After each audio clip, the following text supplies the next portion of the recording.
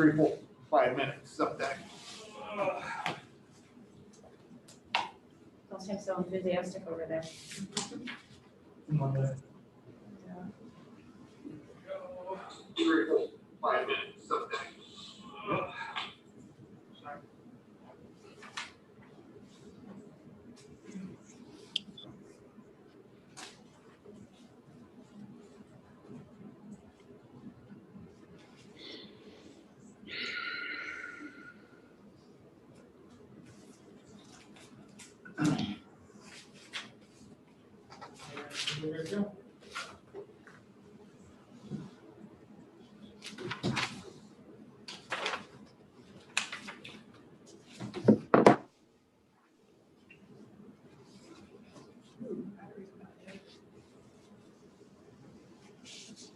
Where's our film girl?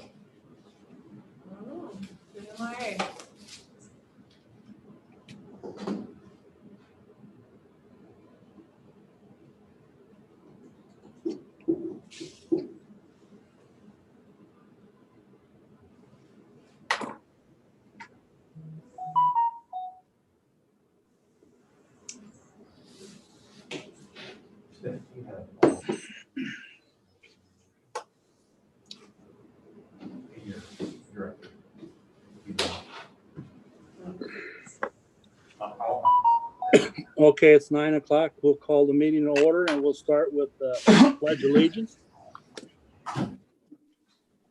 Pledge allegiance to Pledge the allegiance to the of the flag United States of America and and to the republic for which it stands, one nation, under under God, God, indivisible, with liberty and justice for all.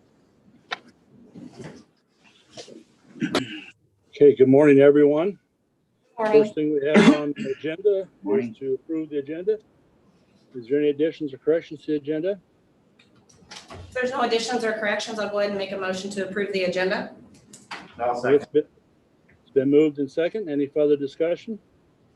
If not, all those in favor signify by saying aye. Aye. Aye. Contrary, motion carried. Next is approval of the minutes for January 4th. They're rather lengthy minutes, but I thought they read well. I didn't, unless somebody else seen some corrections, I'll make a motion that we approve them. And I'll second that motion. Okay, it's been moved and second to approve the minutes of January 4th. Any further discussion? If not, all those in favor signify by saying aye. Aye. Aye. Contrary, motion carried.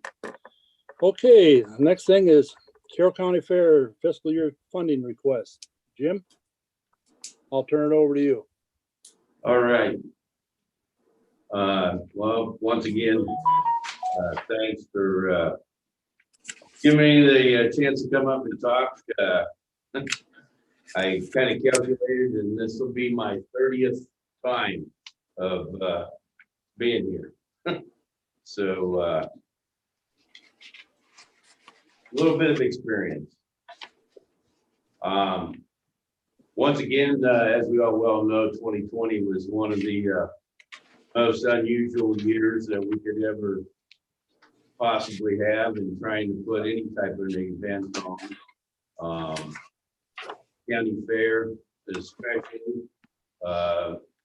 As you well know, we were able to at least have a show and go for the smart the livestock exhibitors. They at least were able to show their projects and be able to participate in putting their heart out of what they support. So with that way, it was very successful. We had quite a few kids that, once again came. Little different atmosphere of, one species in, one out, but it went really smooth. Everybody cooperated. I don't recall if we had any complications. The extension worked fabulous with us. The youth did, parents. We were able to put that event on.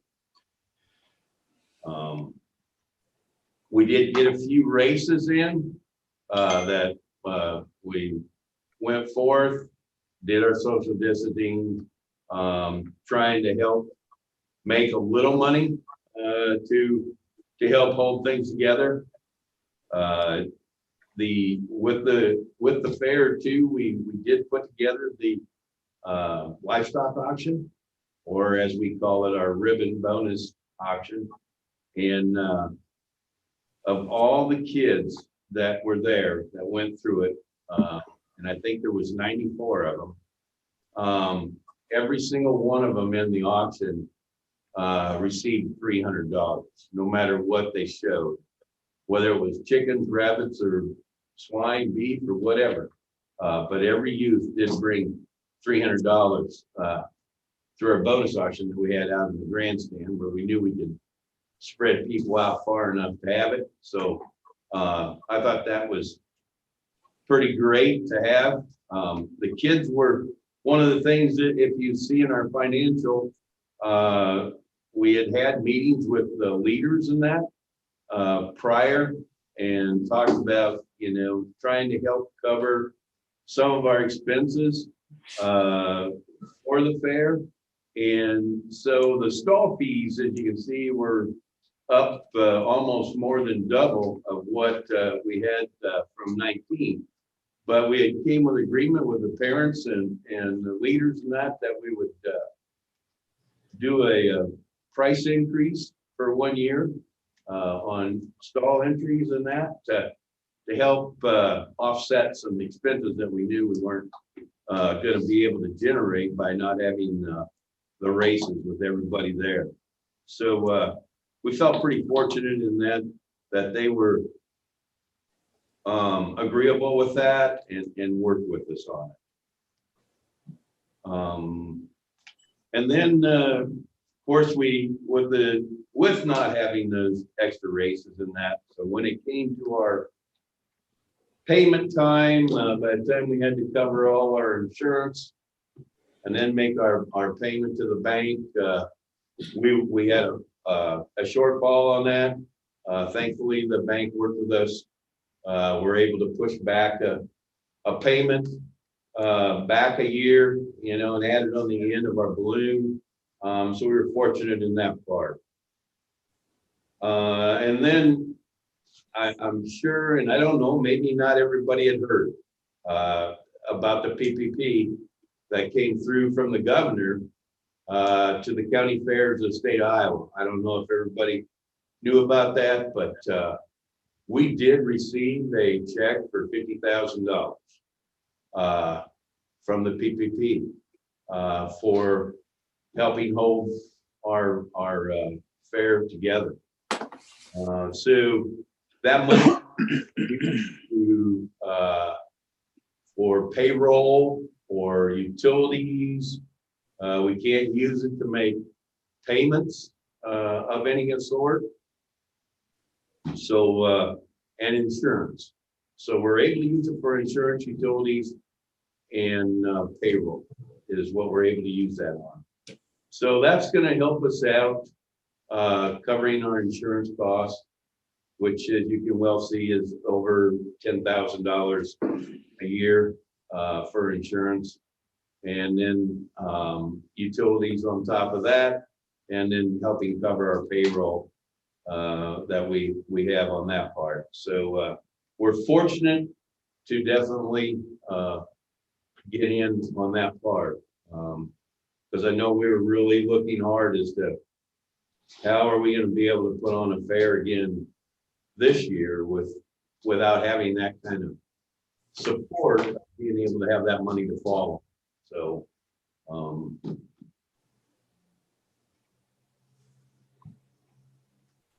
can't think of anything else. Has anybody got any questions?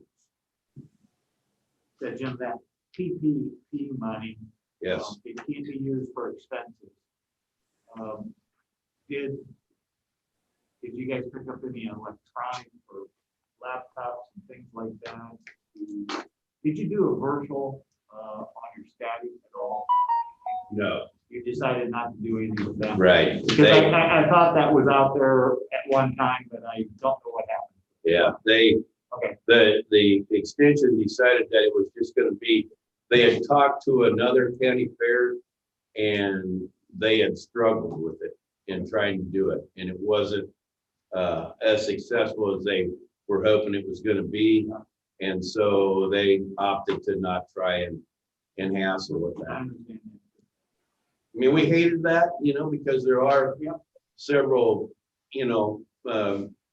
urban kids that's all they're able to have, but yet they were able, It would have been a good year too, because there's been a lot of kids exposed Yeah. to the fair that, because they were trapped at home and they were doing little projects like that.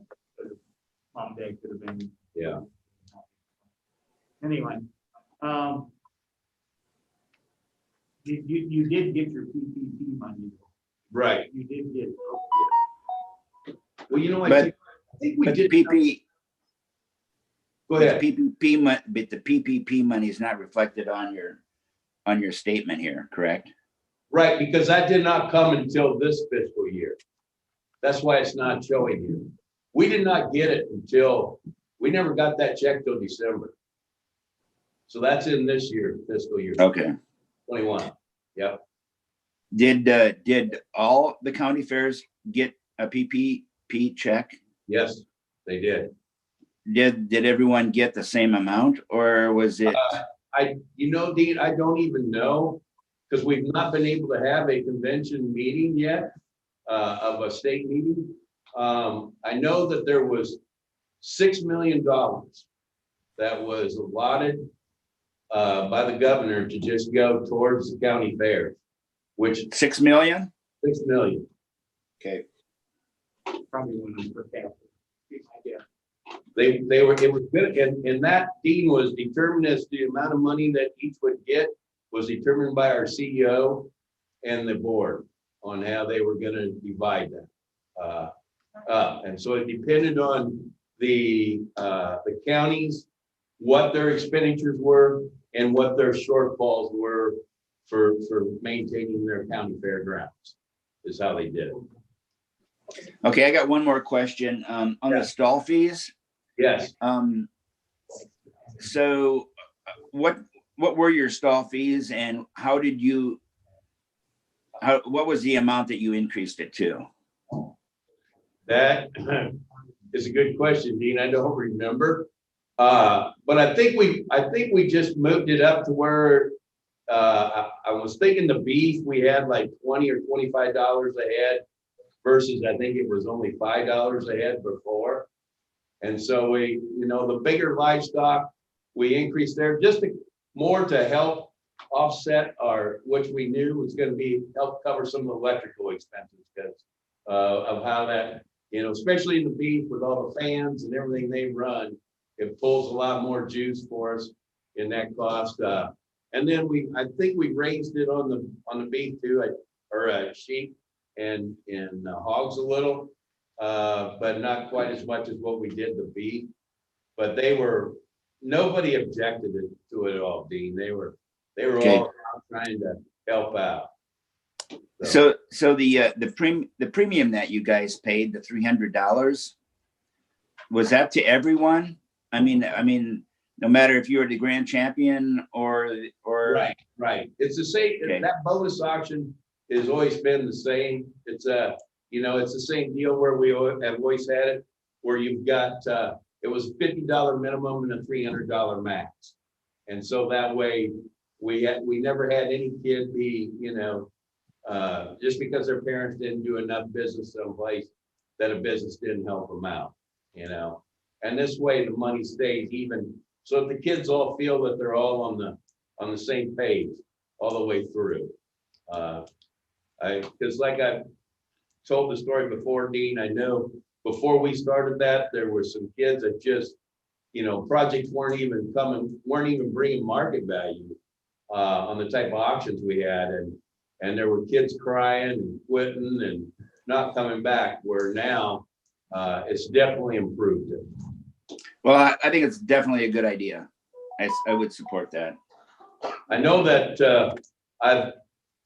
This year I had gotten a couple calls again for some other county fairs asking about our auction and how we did it. Because they were needing to change because they were losing buyers because of the fact that businesses weren't liking how much money it was costing them to help support the youth. And so it works very smoothly. Jim, I have one comment. I did get a call in regard to your stall fee increases. And I just, I took the call and went from there, but I just want you to be aware that there was some concerns there at one point. Okay. Any other questions for Jim? Jim, do you see any carryover that you did this year that you might consider keeping? There's probably very little that. Yeah. And I don't know if we'll get one in this year or not. But Right. I hope so, for the kids. And what I was going to say, Rich, is I forgot all about. We did have they did have for the static exhibits. They did get judged, but they never brought them to the fair. Okay. They judged them. They had a side time period, and they took them back home. Okay. Yeah. All right. But one other thing too is that was beneficial is that Iowa Savings Bank once again this year or for 2020 gave $20 to every single exhibit. Now that even those who showed or just had a static exhibit and no livestock were given $20 for having a project, a 4-H project or FFA project. So, which was a huge contribution to those kids too. So you're asking is the same as what you received last year, right? Yep, we are. Okay.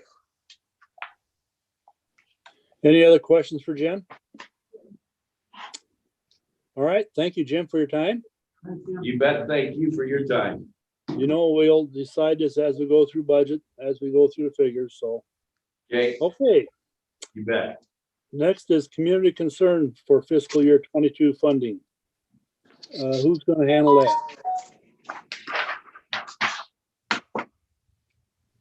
Morning. Good morning. Morning, Roxy. Morning, Roxy. Good morning. Good morning. I'm Roxanne Reiner from the Third, and we are requesting $3,000 for that. We would like to pay you that. You'll see the financials here. Our donations in food were down this year, but our monetary donations were up. People gave us that money for the intention of buying food. So that's what we plan on trying to do with that money. We did help people in the community with quarantine. We were able to help families out because we did things a little different this year. We felt we needed to lock our front door, and we had a sign on it. So anyone that needed assistance would use the phone, and then we would do everything over the phone. And then normally we would move the groceries in their carts and everything for them, but we would push them out and have people load them themselves for safety reasons. So if you were in quarantine and unable to go to the grocery store, you could still call us and say, hey, my family needs food, and we were able to help out that way. We serve Carroll County residents. We do serve people traveling through that do not have proof of residency, because we require proof of residency and a photo ID. So we did get a few calls from different businesses, preachers in town that had people that needed help. We do that a little differently. We don't give them as much food because they're eating in their car and they're traveling through, so they might get a couple bags of food versus our couple carts of food to get people through emergencies. So what we are asking for is help with our utilities and rent this year. So does anyone have any questions for me?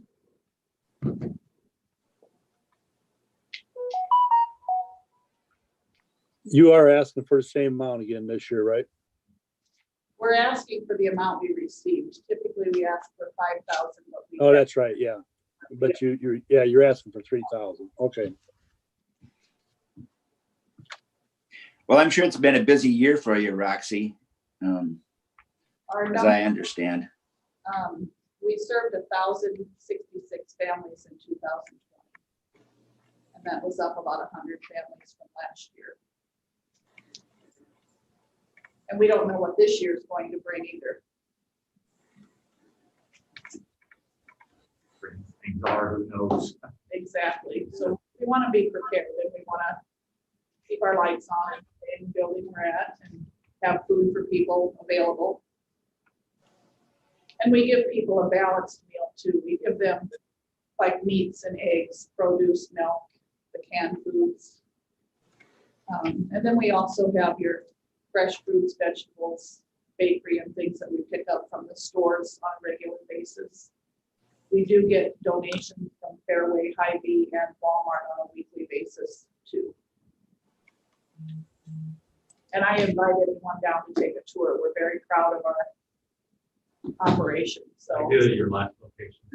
322 West 3rd. Do we need acceptance on the HUSH program, or is that off We limits? do. Okay, I didn't know that was off limits. We used to get that free. Yeah. But the lockers around here Yeah. are not doing it. We can purchase that for a maintenance fee. They don't sell it to us, but the Food Bank of Iowa, we are a member of the Food Bank of Iowa. Okay. Where we can get food from them and then they charge us a maintenance fee of per pound. And it's like 16 I know cents. that used to be part of the program, and it went pretty well, but I also know lockers have stepped away from some of that. Someone was going to donate us a cow and the earliest they can get it in is January of 22. Yeah, So, all right. because it has to be inspected, our Yeah. inspector has to be there, we have That's different be rules a to follow. USDA program.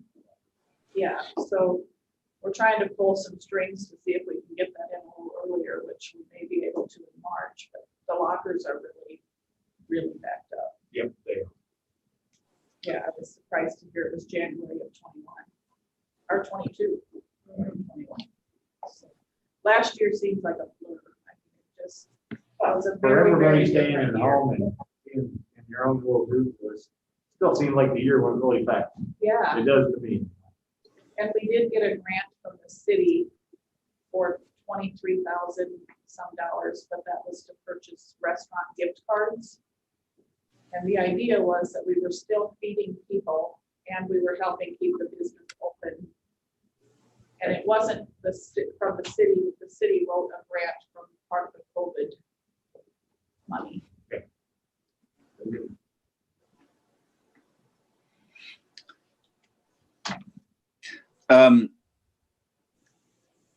Roxy, what is your rent down there?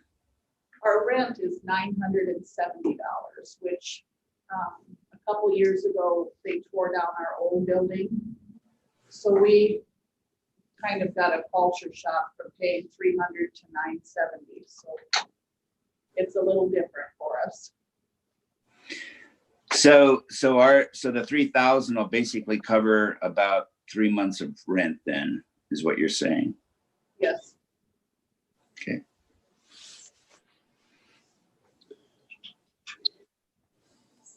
Any other questions for Roxy?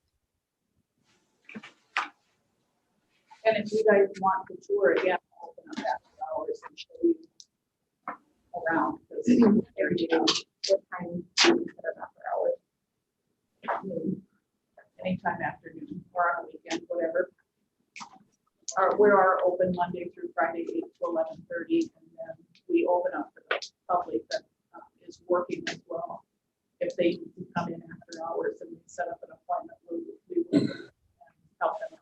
We don't want them to miss any more work if they're already. And we don't have income guidelines. Anybody in need can come down and get help. We just kind of ask what the reason is, and then we refer them to other agencies. they qualify or if we feel we qualify. This is Summer Parrott. I'm the board president in that community of concern. And I just wanted to add, our pantry only pays Roxy. Roxy will tush off for us.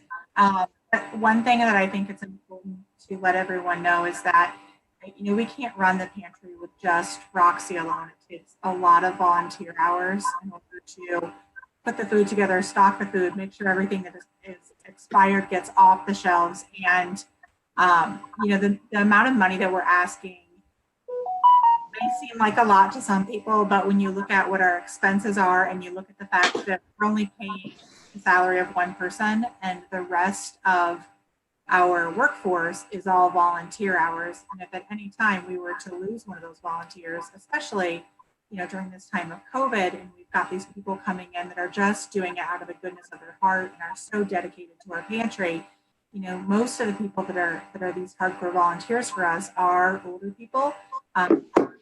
They are people that may have underlying health conditions. So, if any time they felt like the risk was too high for them, we may need to look at bringing on a part-time person to help us do the job of those volunteers. And that's not something that we can forecast, whether those volunteers are going to keep showing up. And they've been amazing for us. We've had to limit the amount of volunteers that we have in the pantry. Of course, people still want to volunteer, but with the COVID requirements, we've had to say, we're going to stick with this core set of volunteers, and they've showed up for us every day. But I think it's important to realize that, as far as cost goes, the pantry really does a great job of minimizing the expenses that we have. So I'm going to implore you, of course, to grant the pantry this money, but also keep in mind that we're doing everything in our power to keep the money that we spend really, really low. And one of the main ways we do that is by using a volunteer network to do, I don't want to say the majority, because Roxy does a huge amount, but the majority of the shelving and stocking, unpacking, making sure that foods are not expired, pulling expired stuff off the shelves, putting stuff in carts, that allows Roxy to not have to work 90 hours a week, doing all of that in addition to the executive stuff she has to do. So I just want to make sure that I put that out there. Thank you. Thank you. Any other questions? All right, thank you, Scales. You know the process. We'll go through it as our budget process, and we'll let you know later on. Thank you. Thank you for your time. Okay. Next we have is Manning Main Street fiscal year 22 funding. Good morning. Good morning. Morning. I trust that you guys had gotten the handout. Okay. Anybody need an extra one today? And I brought some things today. I'll leave these for those of you that are here to share with those who are not. And then I'll talk about what this is as we move forward here. So. Thank you. Thank you. Thank you.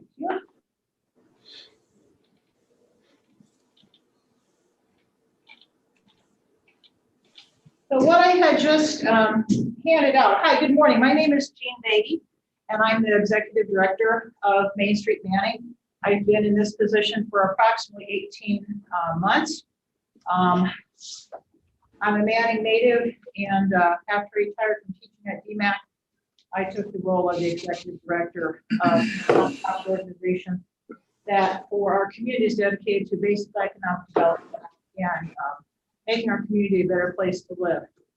So the piece that I handed out now is one of our accomplishments in 2020. This was a marketing piece that we had developed thanks to Iowa Tourism Grant, and it rolled out about the same time that COVID did. So we didn't get as much maybe bang for our buck with this as we had hoped. But it's, I wanted to bring this to share with you because it is intended to highlight not only the Manning community, but the kind of Carroll County area as a whole. It's designed to as it's being on display, these pieces that are tucked inside the pocket there, when we get these out on the shelves in our local businesses and hotels, people could pick up any one or a variety of these different individual flyers dedicated to shopping, dining, art, heritage, and then different day trips that kind of highlight some of the things in our area to help with tourism. So, and they also, it's designed to kind of highlight our area, give us an idea of the attractions, recreation, a map of the community, and then on the backside where people can stay when they come to visit in our area, and talking about how really close we are to our metropolitan areas of Omaha, Des Moines. So I did want to share this with you. And if anybody's interested in getting more copies, we have plenty available. So this was developed in cooperation with Emerge Marketing, Main Street Manning, City of Manning, and the Chamber of Commerce. Again, thanks in part to an Iowa tourism grant that we were able to. And I attached my business card to the front of this if you need to reach me for additional information. So any questions about that before I kind of get into the report that I had prepared? I have none. I don't have any. Okay, anybody else? Oh, okay. So on the report that I had prepared, I wanted to provide you kind of an overview of what our nonprofit organization does. As you can see in our mission statement, we're devoted to stimulating business, residential, and recreational growth. And so to kind of build on that, what I did for the report for this year is kind of highlight some of the things that we did in the community in spite of COVID, and how we used our events to follow our mission statement this past year. One of the biggest successes that we had was the Manning Cares Stronger Together gift card program. As you can see in the report, that was a very successful event. The whole purpose and goal of that was to get money back into the local economy to support the local businesses at the time of COVID hit. The Main Street Manning organization contributed $1,000 to get that launched. And basically then we partnered with different individuals, businesses, and organizations in the community to provide extra seed money so that we were able to basically give money away to help our businesses. So in the space of between April 14th and May 18th, we ran 13 rounds of this event.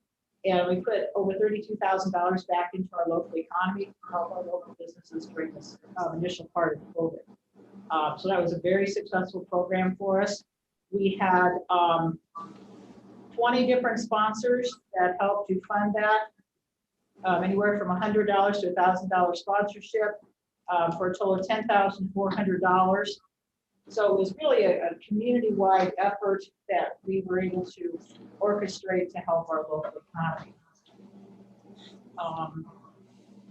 Along with that, we initiated some local weekly newsletters for our business community, providing them information about the different grants and programs and things that we're kind of rolling out on a, felt like every couple hour basis there for a while as a kind of a source of information for our business owners to keep on track of all the things that were happening.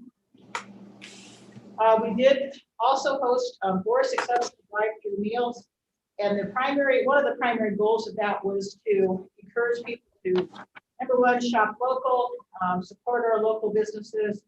We wanted to provide some sort of, for lack of a better word, entertainment for people to do during the time of social isolation. And we held 4 of those, starting with Mother's Day and finishing up in the middle of October. So on top of page 3 kind of highlights what our goals and purposes were with that. And so in doing these drive-through meals, we partnered with either a local restaurant or a local service organization, and basically infused about $9,700 back into those service organizations and the local restaurant that was key to helping that be a success for us. In spite of all this, we were also able to add to our decor on Main Street with the addition of another solid bronze statue. You can see on the report the number of organizations that contributed to that. And that now, if you look at all the stuff, the improvements that we've done on Main Street over the course of about the last 5 years, the value of those is about $83,450. So it increased the attractiveness of our community to reinvest in the community with that and provide some extra boost to property values. I noticed that I have a typo on number 3, which is not 2002, but 2020. Apologize for that.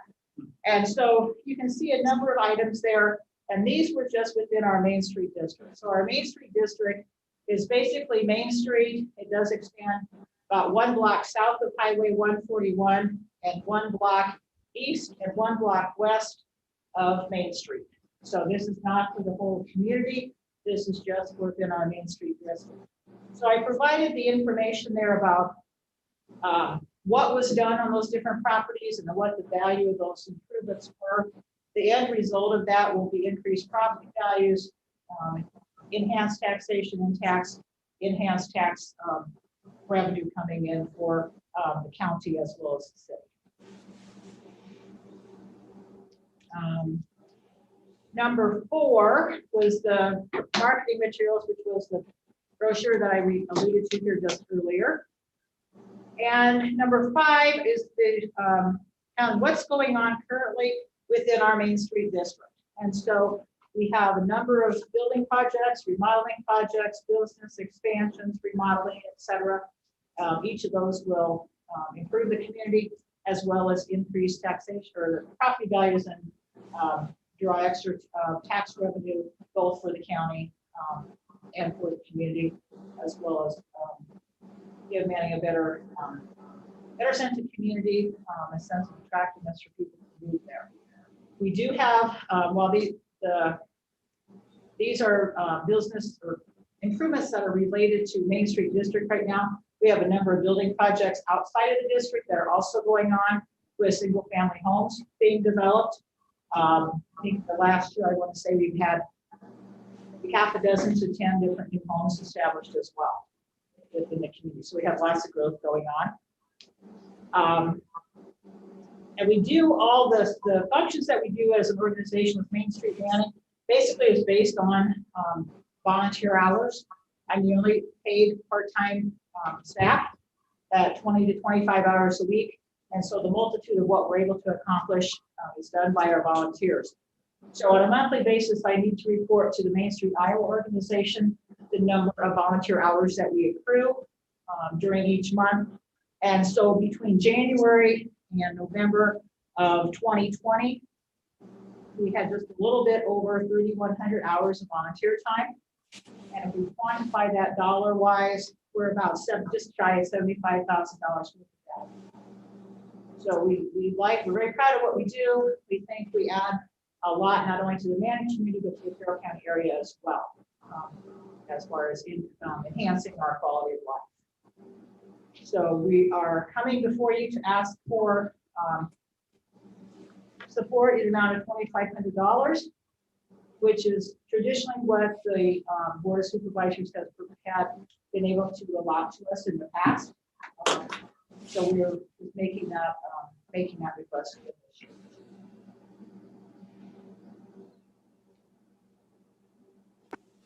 My question to you is that for any particular project or just support of your projects all as a group?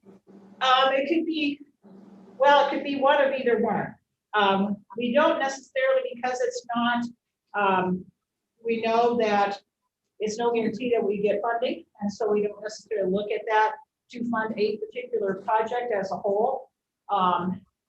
We do have some initiatives on the planning board for this next year that certainly would benefit from having that financial support. Is kind of more looking at supporting the organization as a whole and how we can best effectively use that money to get as much bang for that buck as we can. Christine, my question to you is back on the gift card program. Yeah. Was CADC asked to participate in this? We had looked at the CADC program initially, I think for some ideas of how to maybe operate this, but we chose to do it on our own. Okay. Yeah, chose to do that on our own. Yeah, our Main Street planning president was Linda Muehlbauer last year, and she had this vision of what this looked like. And she was really the driving force behind getting that launched. We felt we could kind of just do it as we felt it worked best for our community, jumped in with both feet and made it work.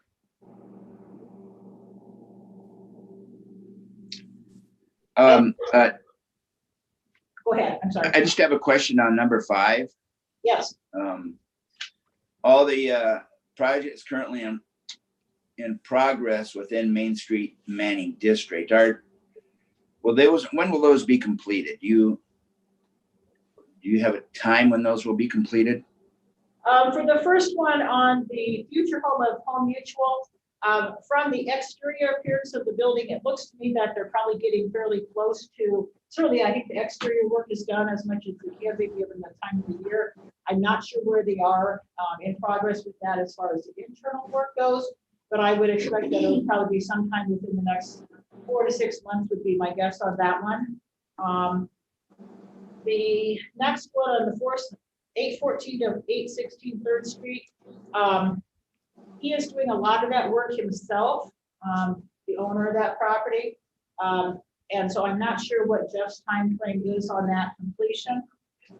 The Hillside Splash Park, that time frame, the goal of that is to have it done, last I heard, by first to the middle part of June of this coming year. To the rec center? Yes, the Hillside Splash Project is just located on the west side of the Manning Rec Center, yes.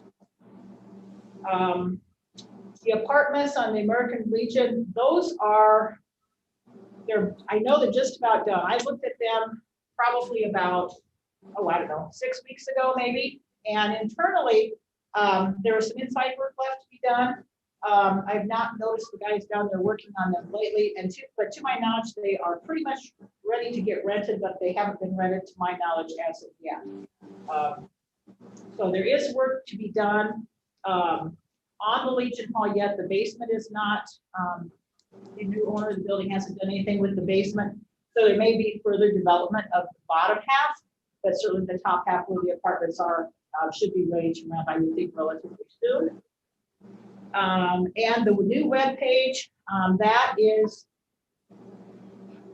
I know we had training on that about 3 weeks ago of how to get things uploaded. I'm not quite sure how much work is left to be done on that, but I believe that the nuts and bolts and the guts of that are pretty much ready to go.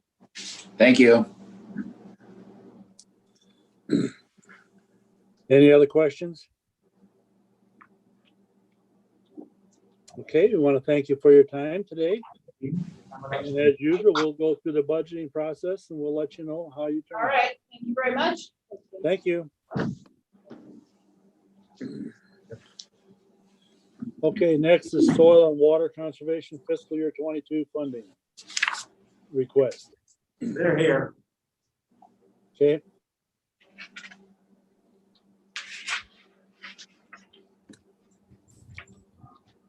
Good morning. Morning. Morning. You can pull up another.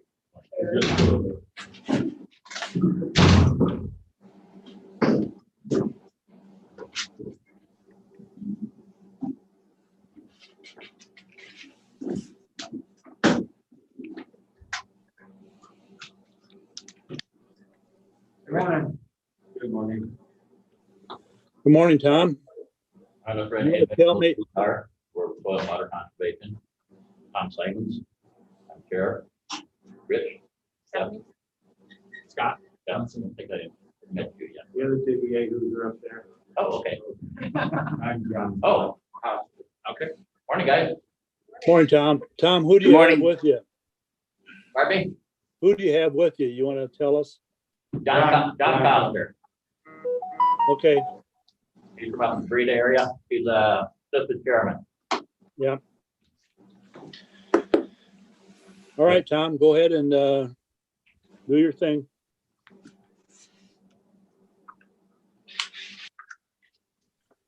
I guess, how many we? Okay. You got a copy of everything or? Well, got quite a booklet. You've been busy. Yeah, you can see nothing yet. Wait till we get into it. What we're here for is, you know, there's left for a little funding again this year, like we have in the past few years, stuff like that, so. Want to go over a few things that's been going on at the Soil Conservation Office. I don't know if you have 780-hour district technician, you have that on your copy.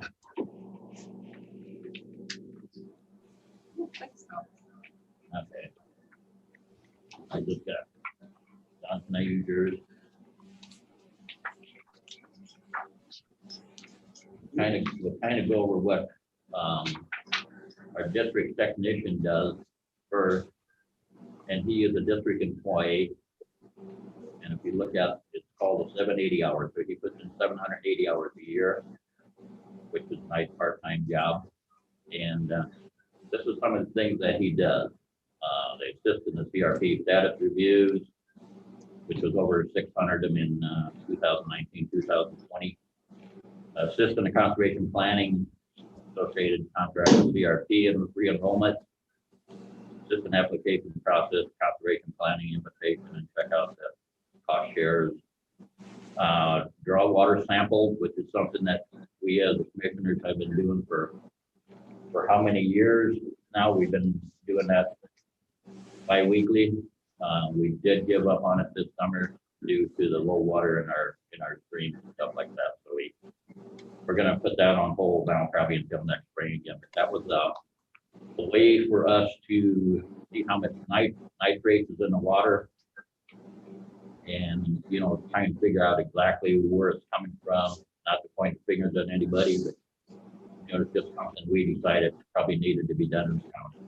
And over the years, you know, it really varied from spot to spot where we were doing some checking. You know, we feel like it's still a good idea, and we're going to continue doing that. You got some pretty good data going on a yearly basis. I Yeah. guess one of my questions is some of the places have put in biodigesters and things like that. You can see results on a long-term basis. That'll tell you whether that really helped or not. You know, how much they say it helped 50% when it actually helped 15, or they say 15 actually helped 60. You know, so the value of the numbers testing is, I think, is probably exactly correct. Mhm. Right now, we're trying to get some guys to, you know, put in the bioreactors. It's called put a tile along the strip, and a buffer strip and stuff like that. And hopefully that water will run into that tile, and by the time it gets into the creek, seeps into the creek with that tile going vertical with the waterway or the creek and stuff like that. You know, the nitrates is pretty low by the time the water actually receives. There are a couple of projects we're working on right now. We put any done? I don't know of any. Yeah, I don't think mine actually doesn't make money. You know, like up in northern part of the county, I think we can scattered around through the county. We have a couple bioreactors. Yeah, one of them, like,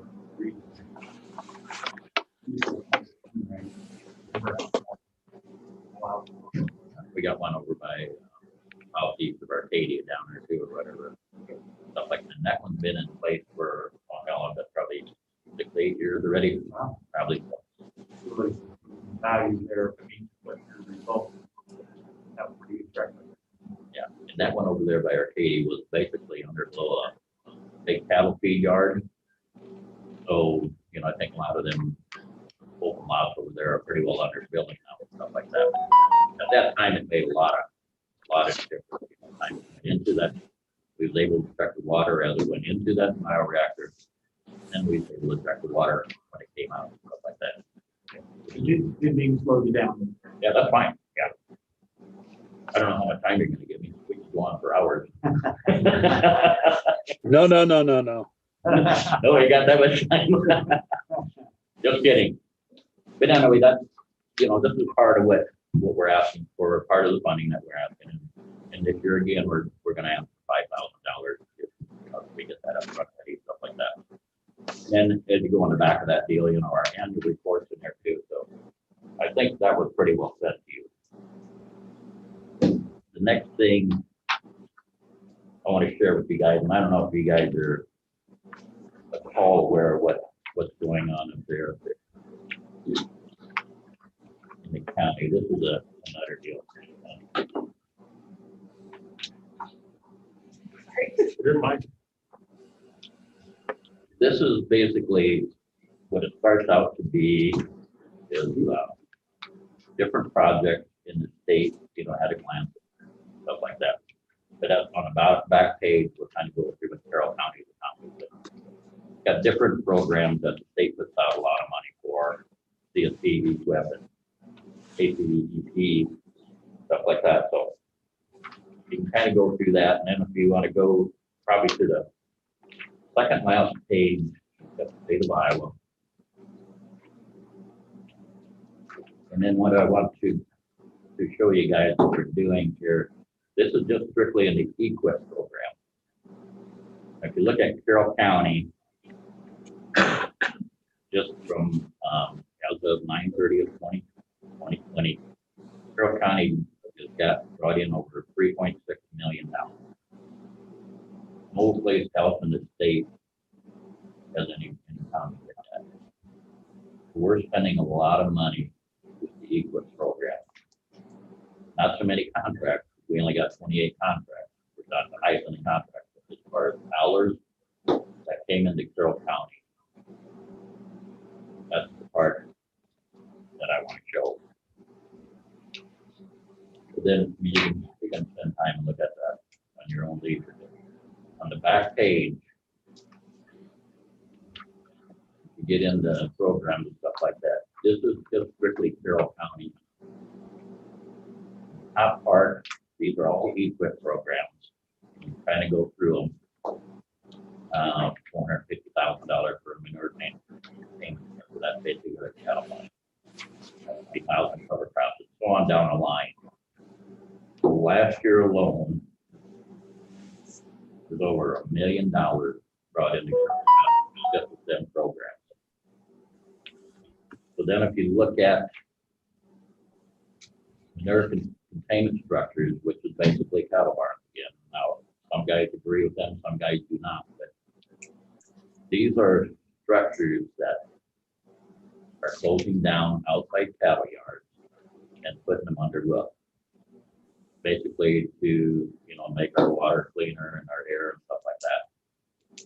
Like I said, some guys agree with some guys do not. But these buildings are bringing, this is just our share, EQIP share.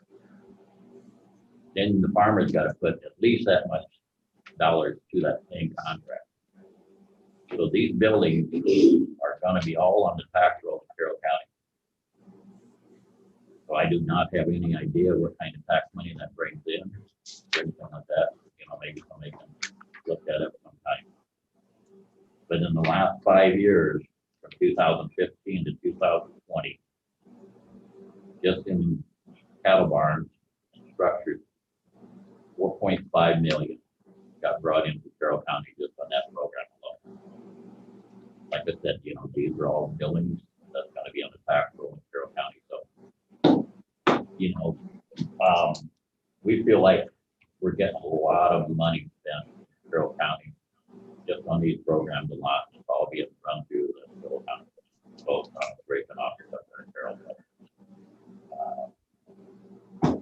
Like I don't know who we go to find out what kind of money that's raising actually.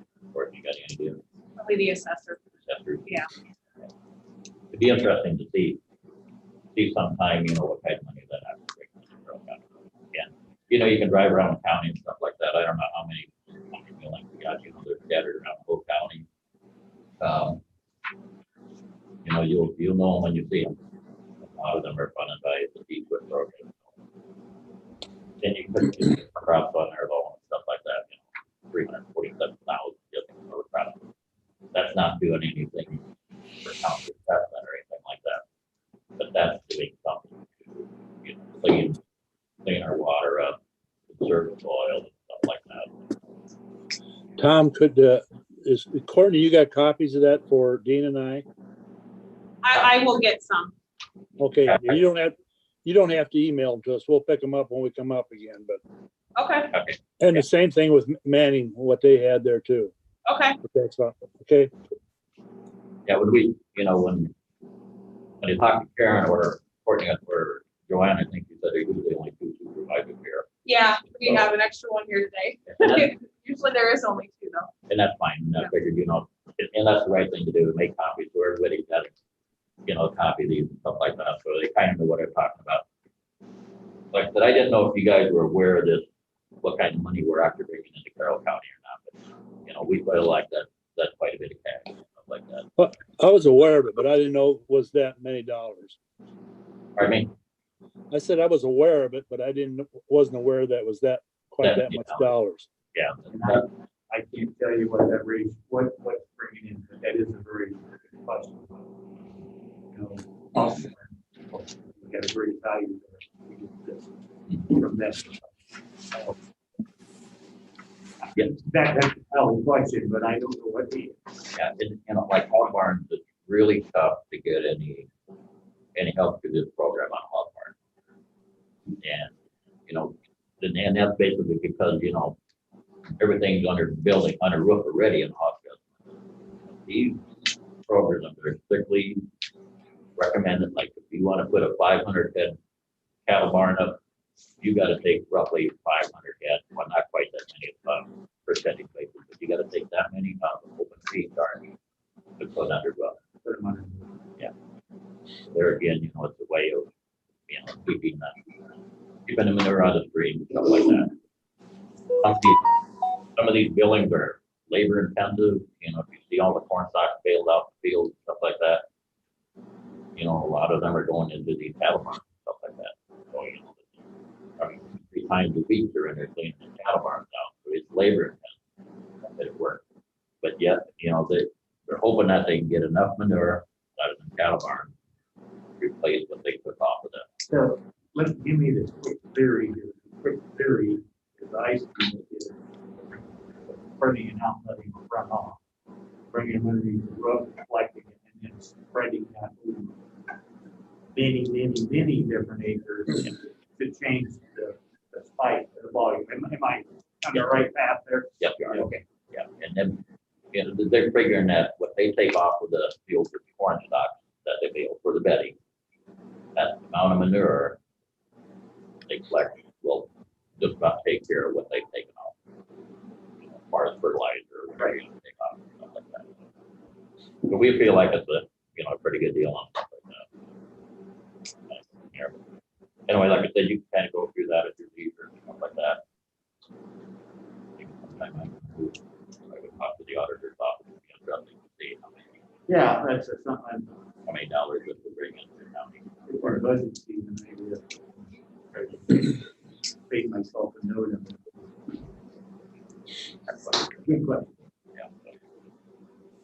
So that's, like I said, you know, we're here asking for, you know, $5,000 again, and that's basically to help out with our district employee, different projects we do, scholarships, stuff like that. We usually give out scholarships every year to seniors going into the ag field, and they're basically $500 feet on them. So that's something we feel like we're doing that, stuff like that too. So, you know, a lot of seniors appreciate the money to further their education.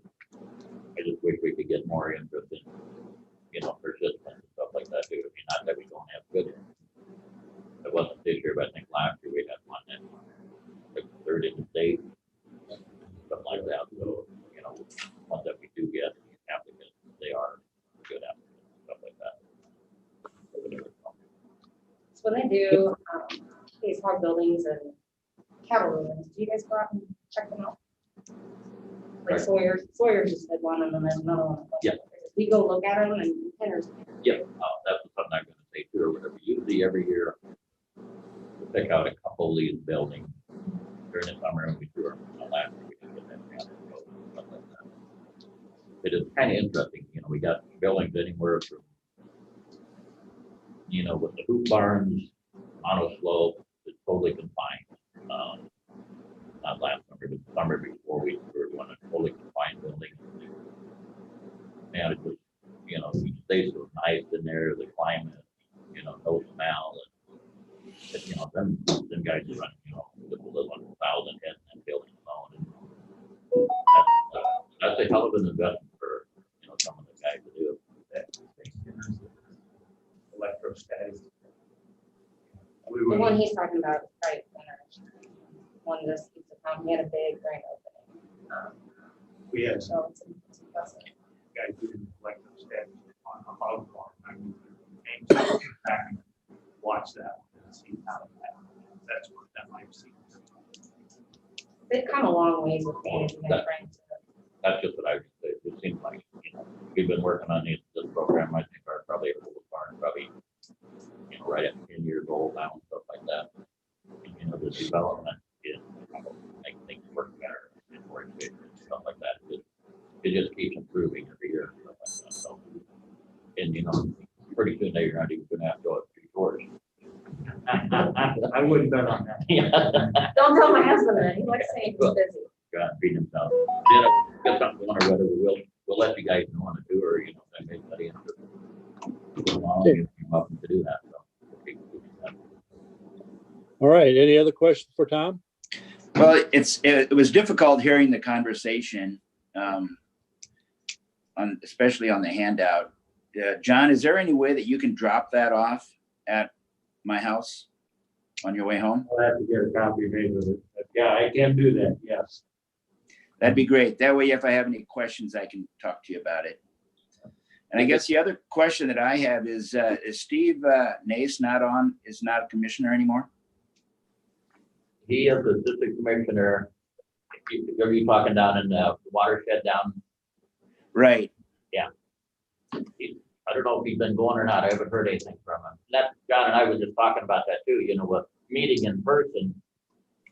He just, and if he's not on the phone, you know, we don't know what's going on out there in the country and stuff like that. So it's been almost going on a year now where we haven't met face to face, stuff like that. Yeah, it's been difficult to get all those members. In fact, the last East-West Nishnabont that we had a difficulty getting a quorum because there are so many entities and so many votes. So if Steve can jump on that, and if Steve Reinhardt can jump on actually on Friday, you know, it's difficult to get a quorum, and so to get things passed. Yeah, we got a meeting tomorrow morning, Dean, so I'll bring that up, stuff like that. All right, thank you. Steve's been pretty active. Steve Reiner's been pretty active in the one up north and stuff like that. He gets a little frustrated because, you know, nothing gets done and stuff like that. And all the money is being spent up there, and we're supposed to be spent out in Buena Vista, and nothing gets done up there. I said, bring that money down to Carroll County. We can get rid of it down here. So. Well, as I understand, as far as field projects are concerned, it sounds like the Iowa Soybean Association is going to be pretty supportive in any projects that Carroll County might have. John, you got anything you want to add quick? Don't have much at all to add to what he said, but education, again, education is a big thing with any of this conservation. I think we need to start targeting young people a lot more. The younger generation as they're coming up farming, are still doing what Dad and Grandpa did years ago. I think there's got to be some changes made there. That's what we're all. Thank you. Yeah. Thank you. Anybody else got any questions? Thank you. Everything's clear as mud, right? Yeah. I Okay, thanks for your time, guys. Thank you. You guys, thank you for the work you do. Have a good year. Thank you, guys. Okay, next we have is the gym contract discussion. Hey, Carroll, and to- he was in.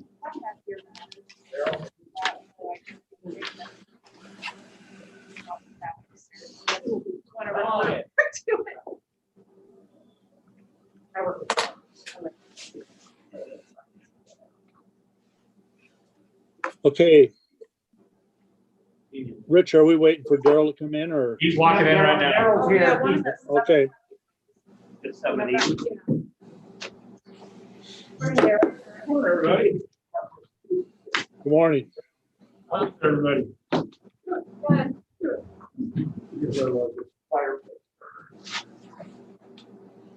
Okay, did we get our questions answered? I think so. How much per month was the first question. How much do we have to pay in? They're figuring it monthly about $5,800, $5,900 a month, which we will get back. We don't get a check back for the $5,800, $5,900 that we pay the state, but we get it paid back, 200 here, 500 there, 700 there, we will get it back. And this starts July 1st, I believe. Got to ask her that, and I'm sure that's it. And we make payments to the Iowa DHS. The payments are made to DHS? Yes, correct. Okay, And that's the only questions I remember. So you'll have to ask me when, or she goes back. It'll start July 1st and then go forward. It won't go back. and The reason she There- did is is so this much just- ahead is because of the amount of business we do. So she said we should be getting a pretty pay rate. 90-some thousand. Let me ask this question. Maybe that's where we're all having trouble following. We pay $5,800 for this month. That goes to the state. They file with the Fed. It comes back through us. Do we get that 5,800 plus the addition back, or we just work off that 5,800? We're just working on 5,800. Okay. Basically, that's how the state is financing it. They're financially, but that would be the state's share of that $5,800. And then they send it back to us. But in the big scheme of things, for that month, if we go back and look, we should take 5,800 plus a little bit more in that month. Otherwise, we're funding ourselves, We are funding ourselves. but We're fronting the money and Should at some be. point we will get it back. all of it back. Yeah. Plus, there should be a little bit more. Plus, there should be, that does not, correct, that is the state share. That's what I want to make sure. We have the federal share that we pay nothing into, and that's where most of our money is supposed to be. Okay. I just want to make sure that it's. So at the end of the year, though, that the line that shows the revenue coming in should be more than the line that we paid out. Expenses, correct. that's my understanding. That That's the best way to play. 20 times. We. I don't talk politicians. So I told Daryl I would set up probably two lines in his budget. One that's gonna show what we're paying now. One that's gonna show what's coming back. And then there'll be another line that shows what we're paying this time. So I think if you have lines separate for the revenues and expenses, you'll see what we're getting back. And then you'll also have a line that shows what we're paying. I think it's best to 9%. keep, it's better to keep it separate from his regular revenues. Because otherwise, I mean, you might have $900,000 in revenue. You gotta go through a nitpick and find out which ones. Right. So we're gonna keep it separate. That'd give us enough. And I agree with you, Courtney. I think we need to keep that separate because we're still gonna get our regular reimbursables. This Right. is above and beyond that. My Otherwise, question, you're never not gonna really have an idea. It's gonna be harder to find out what. Yeah, this would make a good measuring stick whether this is still working or not. When it becomes not working, then If it's not working, we figure out what's going on, we either Right. quit or we redo something. renew or, okay. I'm agree with what Courtney's got planned. This starts out as a 3-year bid. so Daryl, is this just for Medicaid or is it for both? Medicaid, That's what I thought.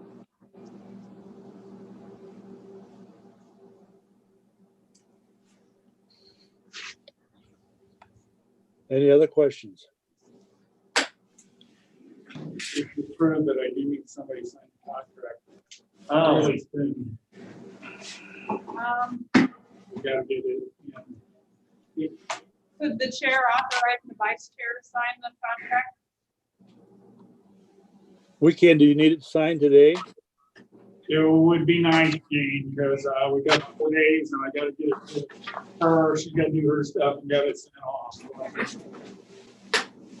I think when we make if we make a motion to approve it, that we do that, make it that the vice chair sign part of the motion. Is there any other discussion? Are we all satisfied? Dean, you got any questions?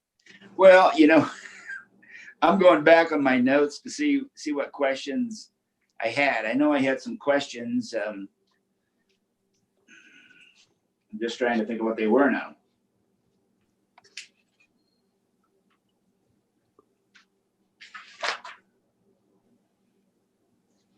Rich, you satisfied? yeah. I think this is a good program. I think we can take it.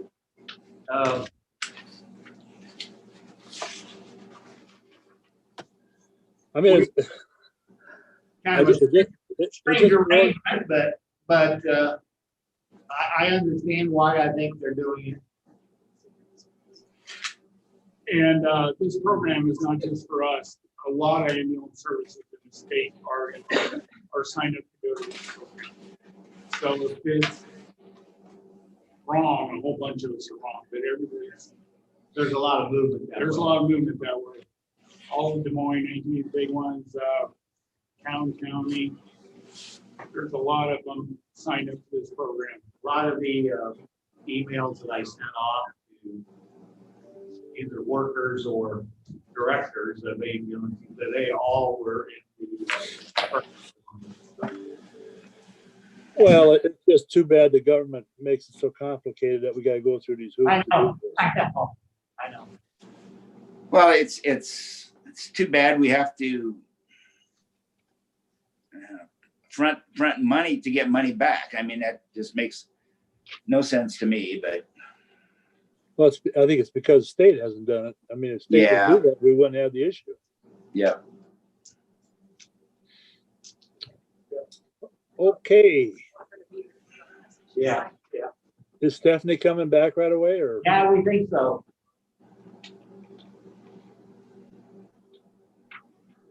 Tell me what happened. Scott, do you have any questions on this? No, I think it's a good program and I wish we would have found it a few years back. Well, I do too. I mean, it's, this whole reimbursement thing is getting to be a big joke anymore. Or do you want to take it with you and then you can send me a copy back? I'll just leave it with you. You sure? I didn't know if you wanted to send it to her right away. I'll send it to her right away, but we gotta do it. Wait, Well, I'm just saying, after she signs it, I can just let you take that. not a problem. I will leave it with you, Courtney. All right. Since we're getting the page.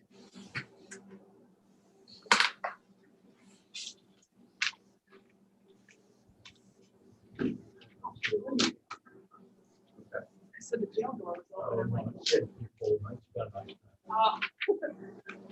That's oh. what it looks like. Here, Like that. Any questions? This is a 3-year contract, correct? Correct. There's some more- Stephanie, do you have any questions? No, There's some more stuff I gotta sign. Go upstairs, sign all these others. Okay, if there's no other questions, what we're looking for is either the motion to approve or deny this. And what we're looking at, Stephanie, is possibly in part of that motion is authorizing you to sign that contract as Daryl wants to get this filed. Is that okay with you? Yes, I'll make the motion that we enter into a contract with GEMT. Or PCG. PCG. I'm sorry, PCG. Pete, For a 3-year contract with PCG for collections on ambulance service, Medicaid, Yeah, for the GEMT program. And I also would like to add that part that we have the vice chair sign it today for the expediency of getting the contract in on a short time. is there a second to that? I'll second that. Okay, it's been moved and second. Any further discussion? If not, all those in favor signify by saying aye. Aye. Aye. Contrary? Motion carried. Thanks, you Daryl. guys. Thanks, Daryl. You got anything else for us, Daryl? No, everything's running pretty smooth. We're having problems with one rig again. Keeps shutting down on the speed. I talked to GM. I'm getting a runaround. And I'm just fighting in right now on what we're gonna do. Okay, So that's all I can think of. Thanks, Daryl. Thanks, guys. thanks, Daryl. You have. Okay, next we have is discuss the Fine. fiscal year compensation board recommendations. All right. Why don't you do that? 1 second. Back up. I will bring it back up. Okay, go ahead, Gene. What did you say? I said, the next thing we have is the compensation board's recommendations to act on that for fiscal year 22, which was a 6% increase for the sheriff and 4% for the rest of the elected officials.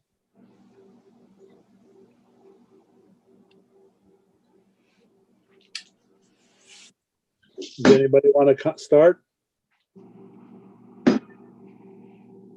I guess I'll start. I would like to see it, you know, in that 1.5% possibly.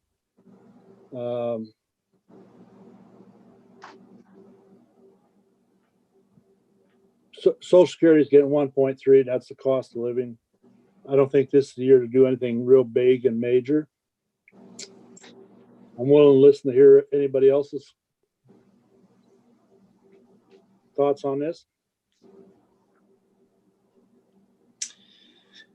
I guess my, what are the unions at? Are they at 2% this year? 2.5. 2.5. Yeah, I think this And is that's the a last 3-year, year. that's a 3-year contract. So are they at 2 next year? Is that the deal? It's a 2-year contract, and this is the second year. Yeah, this is Okay. the last year. All right. Now, my thought on that is that's been brought up to me. We in the past have always tried to make everything equitable. So my thoughts are next year we go to the union and say, you know, everybody else buckled up last year, you need to do it this year. Now, I'm not saying that we might not vary off of that a little bit just to get a multi-year contract, but that be it. So I know that's an issue we have. We got unions and I think you guys all got a letter from Zach.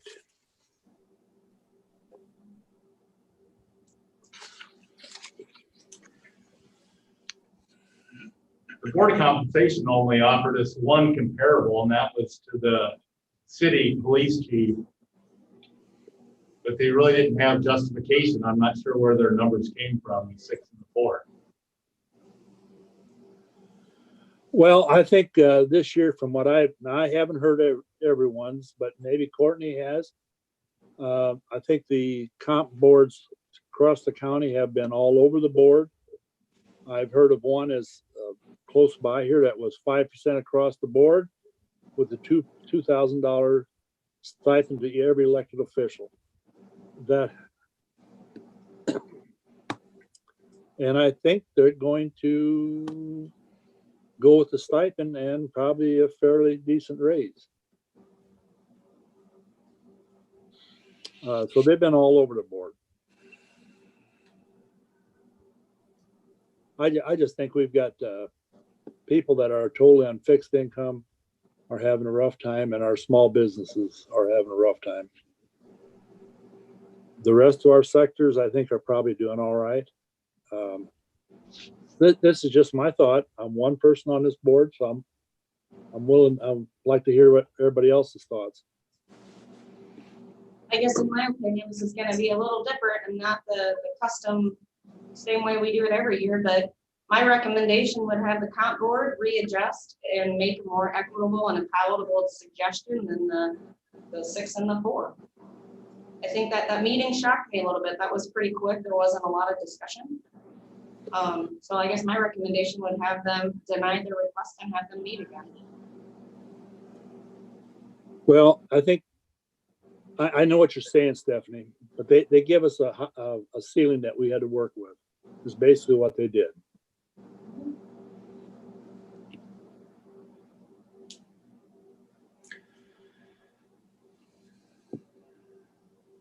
Anybody else? Well, I would just say that I think the comp board meeting was pretty weird this year. I mean, I think there was some maneuvering that went on right away, and it held up.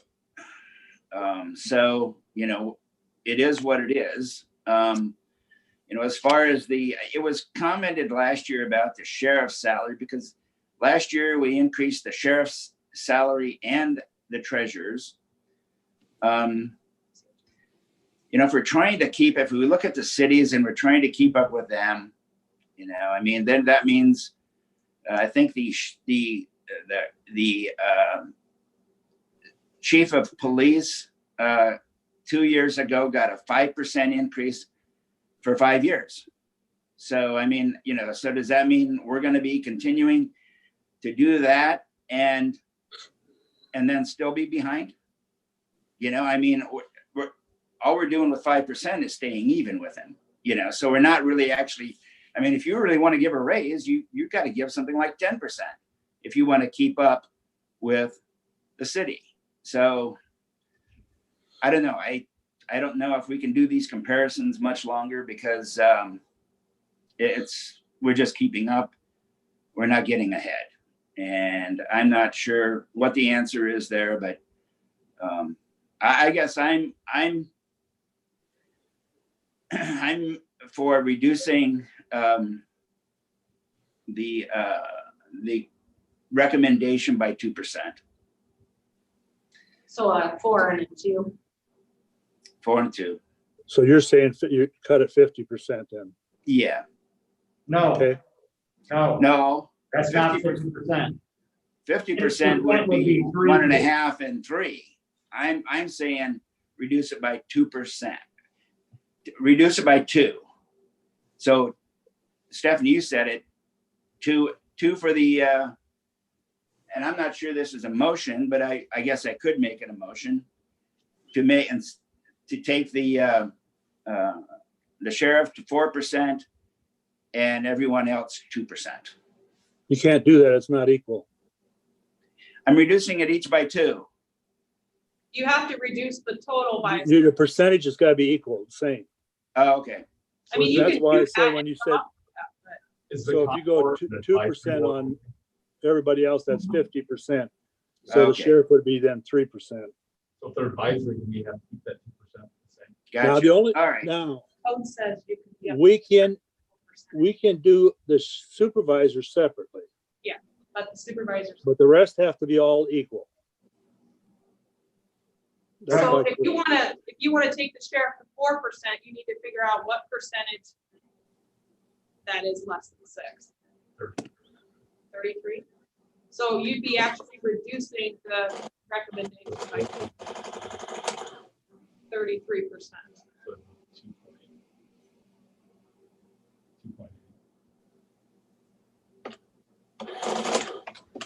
All right, I'm gonna throw one out there and see how it flies. I wanna split this by 50%, so you basically have a 3-2.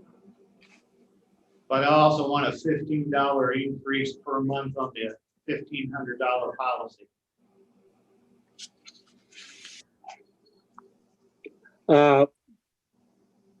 Rich, I know what you're getting at.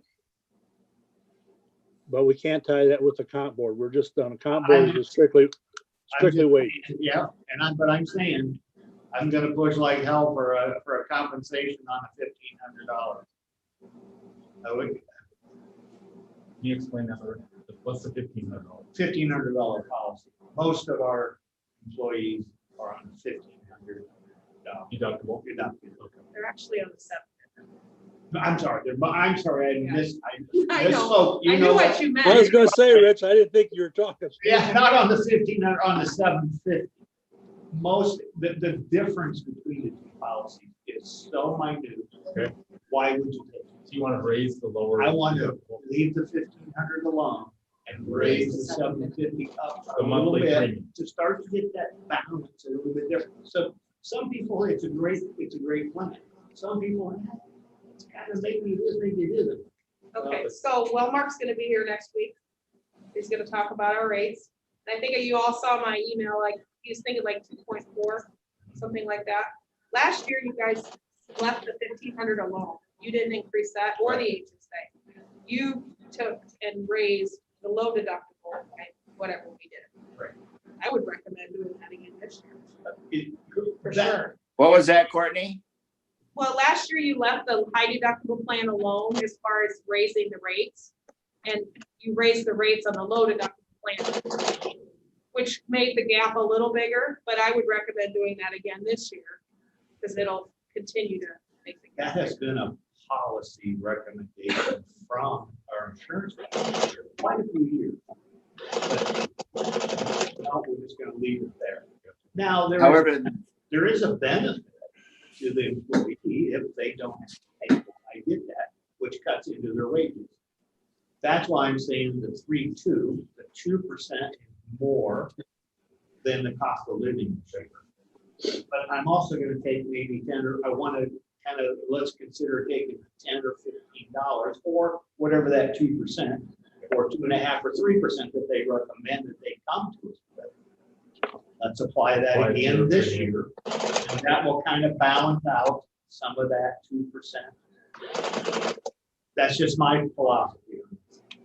So can we lump sum the sheriff one time? The compensation board would have to recommend. Okay. Recommend. So they're more than an advisor. Well, they set the top that you guys can pay. And you guys have that amount to either reduce or you can go with their recommendation. So they kind of set the ceiling and they say, this is what we think you should do. And the Board of Supervisors has in the past accepted the recommendation. I mean, they don't always reduce it. Sometimes they feel it's a fair raise and they do it. But a lot of times there's negotiation and it does get lower. So lump sum ruled out, They would have had to make a lump sum recommendation. even though they're advisors. Yeah, they don't set policy, they don't set budget, they can't spend money. But we have to stick to the parameters. Yeah, according to the code, they basically set the max. Can't roll with that. Because somebody was talking to me about doing a stipend, some auditors get a stipend for being the budget. Because a lot of counties have their own budget director, and the only way to do that is the compensation board would have had to recommend the auditor receive a stipend. And Scott, just for this salary also affects our deputies in our offices too. If they get a percentage. And I'm not talking our law enforcement deputies. I'm talking about our deputies in the office. But Okay. that's controlled by the department. Yep. Right.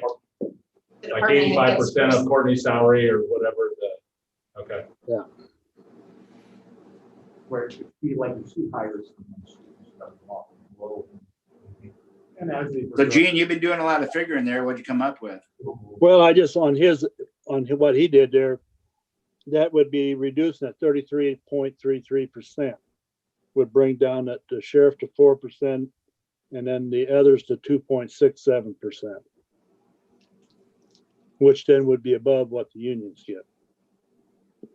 Can I say something? I know I'm not really part of this decision-making process, but just some things I've thought about. You know, we talk about elected officials and that's all we're talking about. I know that it affects the deputies. But for the most part, we're deciding elected official salaries. And elected officials are not like regular employees. There's no guarantee that in 4 years we'll have our jobs. I think the recorder's race a few years ago taught us that sometimes it's not what you know, it's who you know. And I mean, Ashton's doing a wonderful job and she's doing just fine in the office. But if you think back, the person that held that office had the experience of being in there for many years and didn't win. So there's no guarantee that you're going to win it.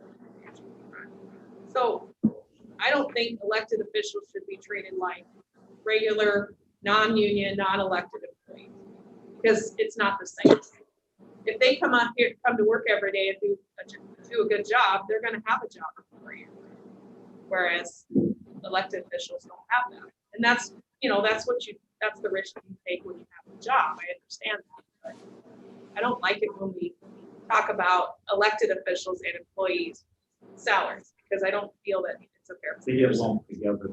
Well, And that's just my opinion. Yeah. Take it for what it's and I agree with you.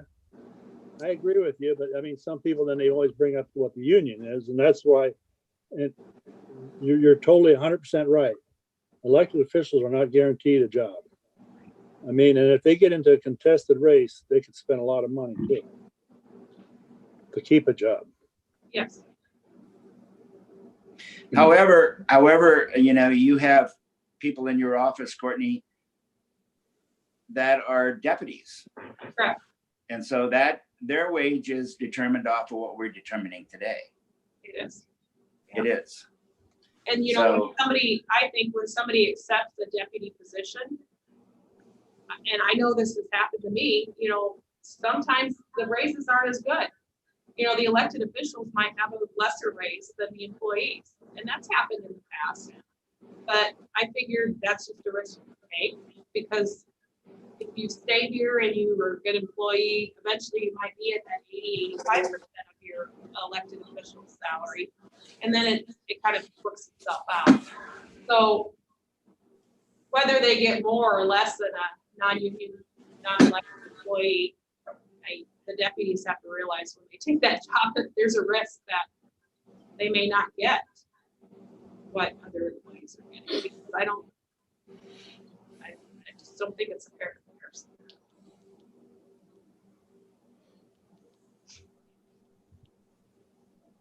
Any other comments? Boy, we got a smorgasbord to choose from. Mhm. Yeah.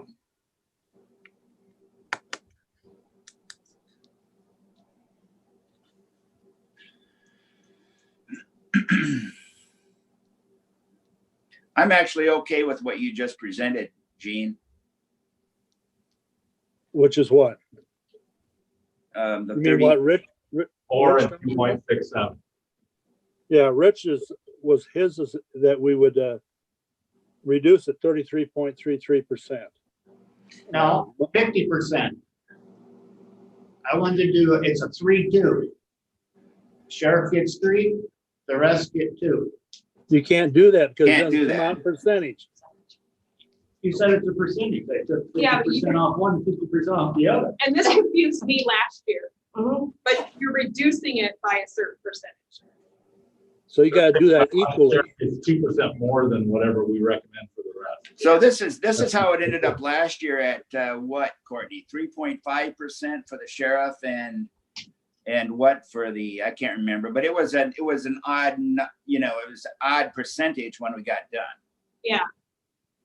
Rich, So if that's you- what you're doing right now, Gene, is you're Yeah, if you're Rich making is- it a 50% split, but it really doesn't come out to 50%. No, you gotta do equally. If you do a 50% reduction, that would take the 4 down to 2, and it would take the 6 down to 3. That's equal.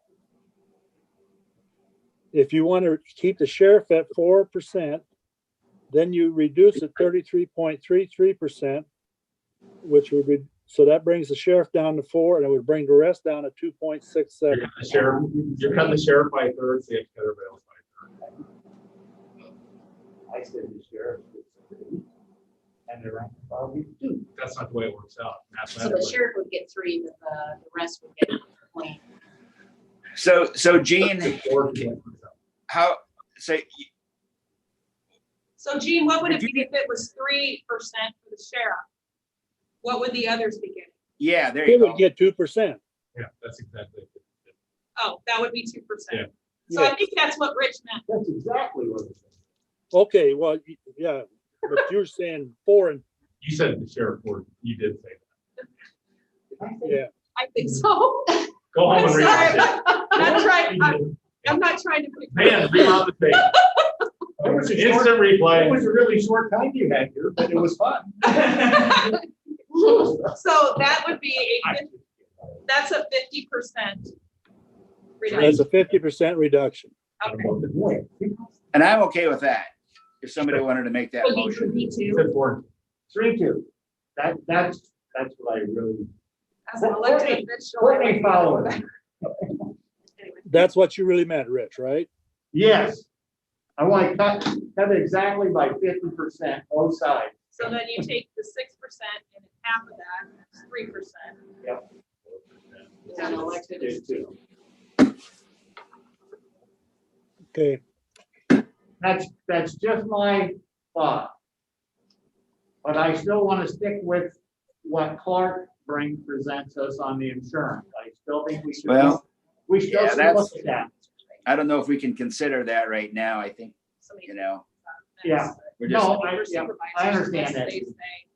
Because you can do yours at a separate, yeah. Now, when you're saying the 2%, are you talking, can we have the discussion on the supervisors? Because I know supervisors can be separate. we can do it separately or we can do it all together. It's how you want to do it. Makes no difference.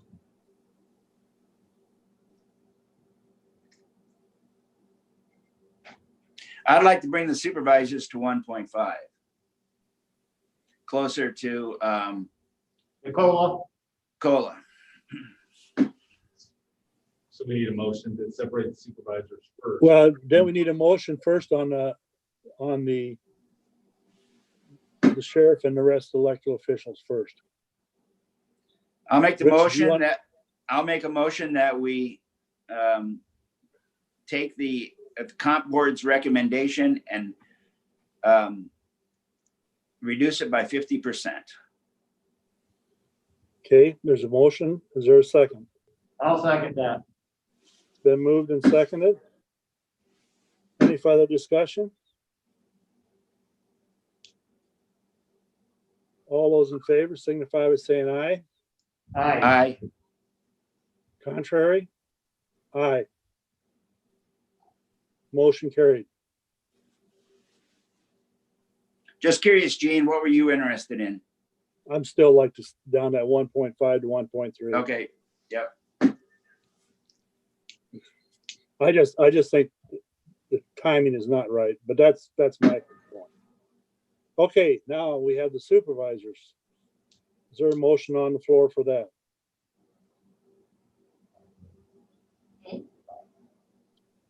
You know what I'm gonna do.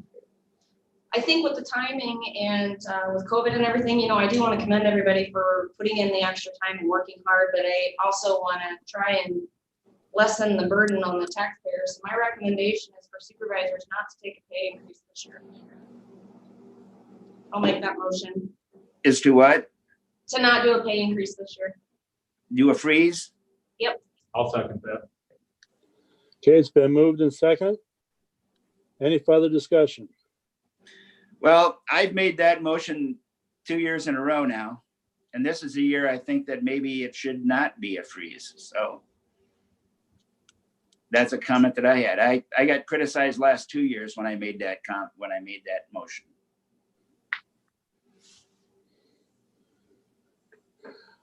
Over the years, I've had all kinds of comments. I had one individual that actually told me one time, he would always gripe when we gave ourselves a raise. And the year we did a freeze, you know what came out of his mouth then? He said, "Don't you guys think you're worth anything?" So you can't win. Okay, there's been a motion and a second. Is there any further discussion? If not, all those in favor signify by saying aye. Aye. How many was that? 3. Okay, opposed? Aye. Aye. Motion carried. Okay, we got that done. Yeah. Something that always takes so goddamn long for a little nothing. Okay, elected officials or regular non-union and regular employees. I would say within what we just did, I would say a 2% is probably in line there. Is that a motion? Yes. And again, Now- that goes back to the fact that I think, we've had employees that have done an excellent job, and, we got to remember, we have also our health insurance is coming in low for them. So there's a savings there. We have a good package. Yeah, we could probably do more, but again, in light of I think this next year is not going to be an easy one yet neither. So that would be my motion, of 2%. I have one question. Yes. Being the budget meeting that we had would differ from this. 5.5. The conservation commission, the conservation budget meeting we had with Jason would differ from this. Does that fit anywhere in this category? Or how do we maneuver around that? It's completely different because it's going to be a budgetary item, right, Dean? Yeah, Right, right. if what we've done in the past is someone has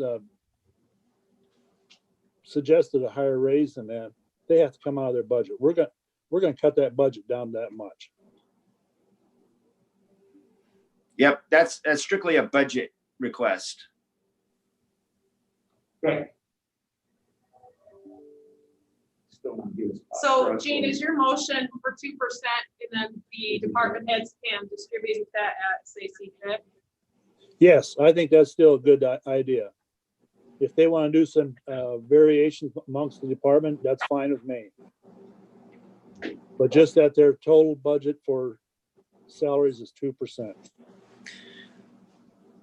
So for clarification, say if some department head determined that they wanted to give their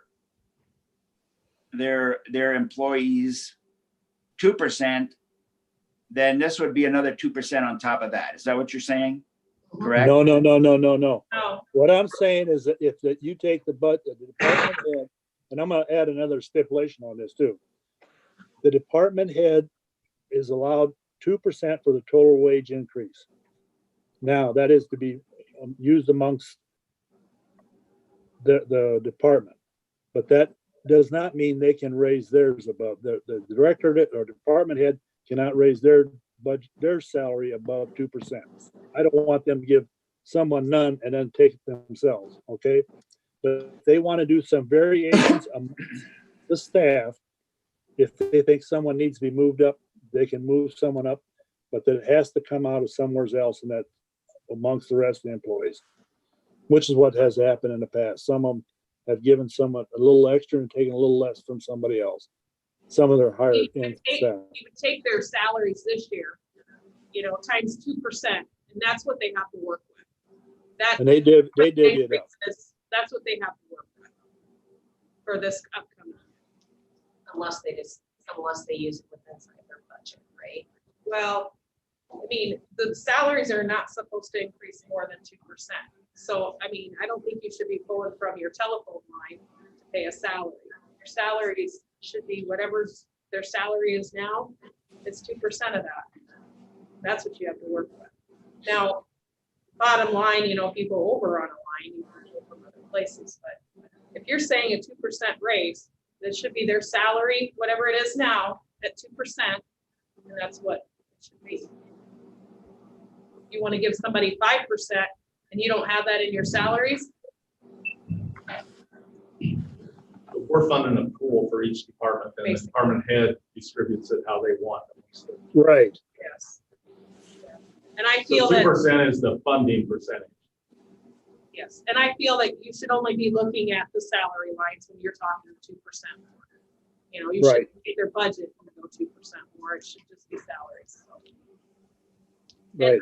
I don't really recall any departments abusing that in the past. I think it's worked well. Betty, you took the different bucket. Yeah, because it's all, it has to be out of the same function, which. Yeah. Okay, there's been a motion. Is there a second to that? That motion. 2%.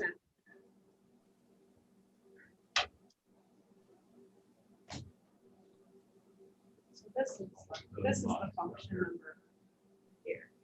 So as long as. If there's no second, the motion dies for lack of a second. That'll make more sense. Hang on a Start second. working on it.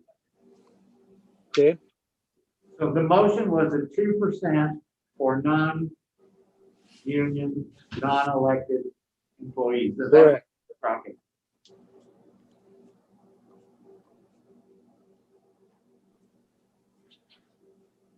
Now, Courtney, clarify, I'm gonna have also a question here. In the past, the secondary roads, do they usually follow the contract then, the unions? Like the other office staff? The office staff, I'm not sure. I'd have to look. Would you do that for me? I have a question on that. Technically, I mean, if the union's at 2.5, anybody that works in the roads department should They only got it. 2 based on that motion. They would get 2% based on that motion? Yeah. Okay, They're non-union. They're not eligible to be. all right. I didn't know if that, okay, That's the way it's supposed to be done. all right. That motion died for lack of a second. Is there a new motion? Well, I think this has been a real difficult year for our employees all across the board. There have been situations that have come up that have been very complicated, and it's we've asked these individuals to do more. And so with that, I would make a recommendation, and I would move that we give the non-elected, non-union salary individuals 3%.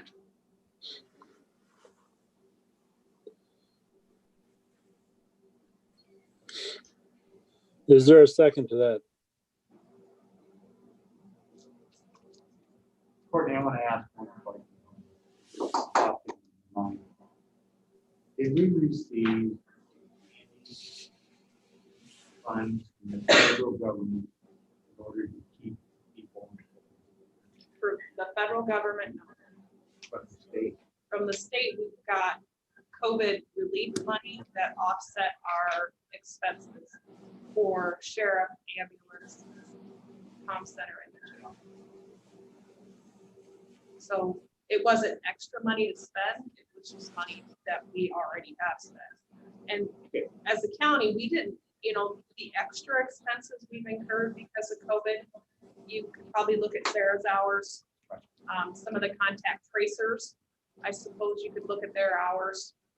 But really, I don't know that we have had a ton of overtime in our sheriff's office because of COVID.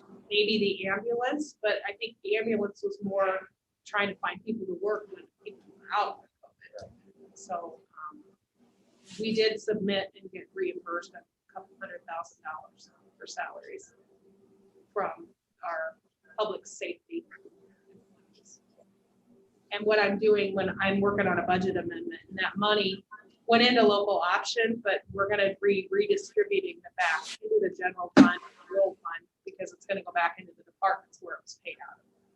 So we can't keep it in the local option because that's not where the payroll came out of. Payroll came out of the general fund, and rural fund. So we need to put that money back in there. To answer your question, yes. We did some, but now. Okay, got it. Okay, is there a second yet? If there's no second, the motion dies for lack of second. Is there another motion?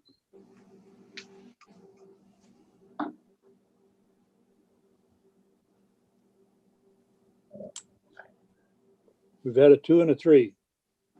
I'm gonna make a motion to go for 2.5 for the non-elected officials. Okay, there's motion for 2.5. Is there a second? I'll second that. It's been moved and seconded. Any further discussion? If not, all those in favor signify by saying aye. I Contrary? Aye. Okay, it's 3-2. 2.5 it is. Okay, next is payables.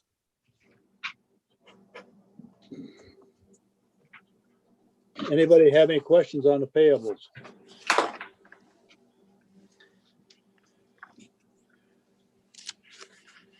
I didn't, and if there are no, no comments, I would make a motion to approve the payables. I did have one question, and Courtney will be taking care of it today. And it was the general assistant telephone. She let that go on a little to make sure that we had someone answering it, and we're not going to change in the middle of the stream or get rid of it, and then we may need it back. So she's going to take care of that. And that was my only big question that I had. The one question I had is that DVD duplicator. Is that a complicated system or something that through the attorneys? I have no idea.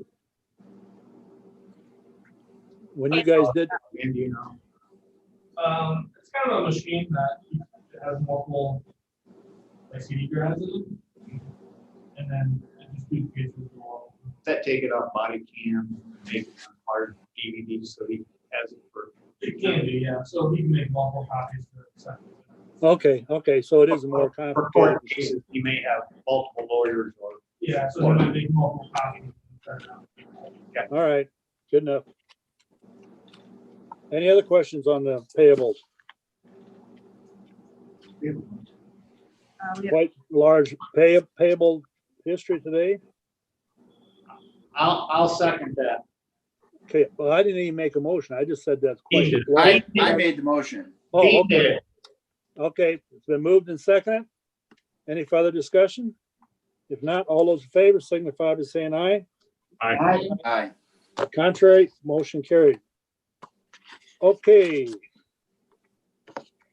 COVID update and mask. Our mask mandate, our resolution is intended to expire on the 15th, which is Friday. And I had this put on us because I think we need to move forward to extend it. And I guess I would like to see it extended to at least March 15th. I'm not so sure we're not going to have to extend it again after that until we get these vaccines out. I don't think that this is going to be kind of part of life as it is. And as we know, ours is a resolution. So it's just a strong wording that we're strongly encouraging people to do masks, and I hope they do masks and social distance and all the sanitizing and stuff that we need to do. That's the only way we're going to get through this and get it over with and get back to norm. So, is there any other discussion on this? If not, I'll make a motion that we extend it to March 15th, the resolution. And you know what that resolution number is? Well, it's gonna be an amendment. So, Amendment, yeah. Yeah, I don't know. I'll have to type something up, but it should be 2021-002 Okay, will be the number. And then what I'll do is it'll look the same as this, but it'll say amended. And then we'll amend that section 6. okay. Otherwise, it'll be the same. Can I get some clarification on that? What was your motion, Gene? To extend it till March 15th. But did you change it from mandate to strongly encourage? No. It's still a resolution. What I'm saying is our resolution is just a resolution. It's not an ordinance. And this is pretty much like what Neil had made the comment. It's really not a mandate if it's not enforced. Yeah. So, you can call it a mandate, you can call it strongly suggesting, you can call it anything. I think the resolution does say mandate. So it's a mandate to strongly recommend that we encourage everyone to wear a mask. And I'll second that motion. And the thing about it is that I feel that we're just seeing the tail end of the Christmas. And we're going to be getting the New Year's individuals here shortly. Also, the vaccine has just started. The vaccinations have just started. So we're about 3 weeks away from the second vaccination of those first ones. So we're really a long ways away here from the 70% that we're looking for herd immunity. And I have to remember that the governor did extend the mask mandate on Thursday. So that's where I would like a little clarification here. I'm okay with extending it, but I want to stay lockstep with the governor. I don't want to get ahead of her, and I don't want to be behind her. She has a lot more weapons to make decisions with than we do. That's why I'm leaning on her, and I think that's where we should stay. So I really think we should stay till that February 6th date that she put out. Now I know we can revisit this and stop it at any time, but I'm also okay with it just running out in 30 days. And I understand what you're saying, Rich, but I think in reality, I think we all know that this is not. I would love if March 15th is a date we can stop. I don't think that's going to be a date that we can stop wearing masks. But as we said, this is a fluid situation. If we find that we wind up that things will all of a sudden take a turn and we don't need to do the mask mandate, I'll be the first one to say we pull it. But until that point, I want to leave it. I think that what we've got in the past is fluid. So if we want to extend it, we can extend it. If we want to cut it off, we can cut it off. And I think in real terms, I think March 15th is probably going to be more of is not even going to be a realistic date that we can quit this. So I'm going to stick with March 15th at this time.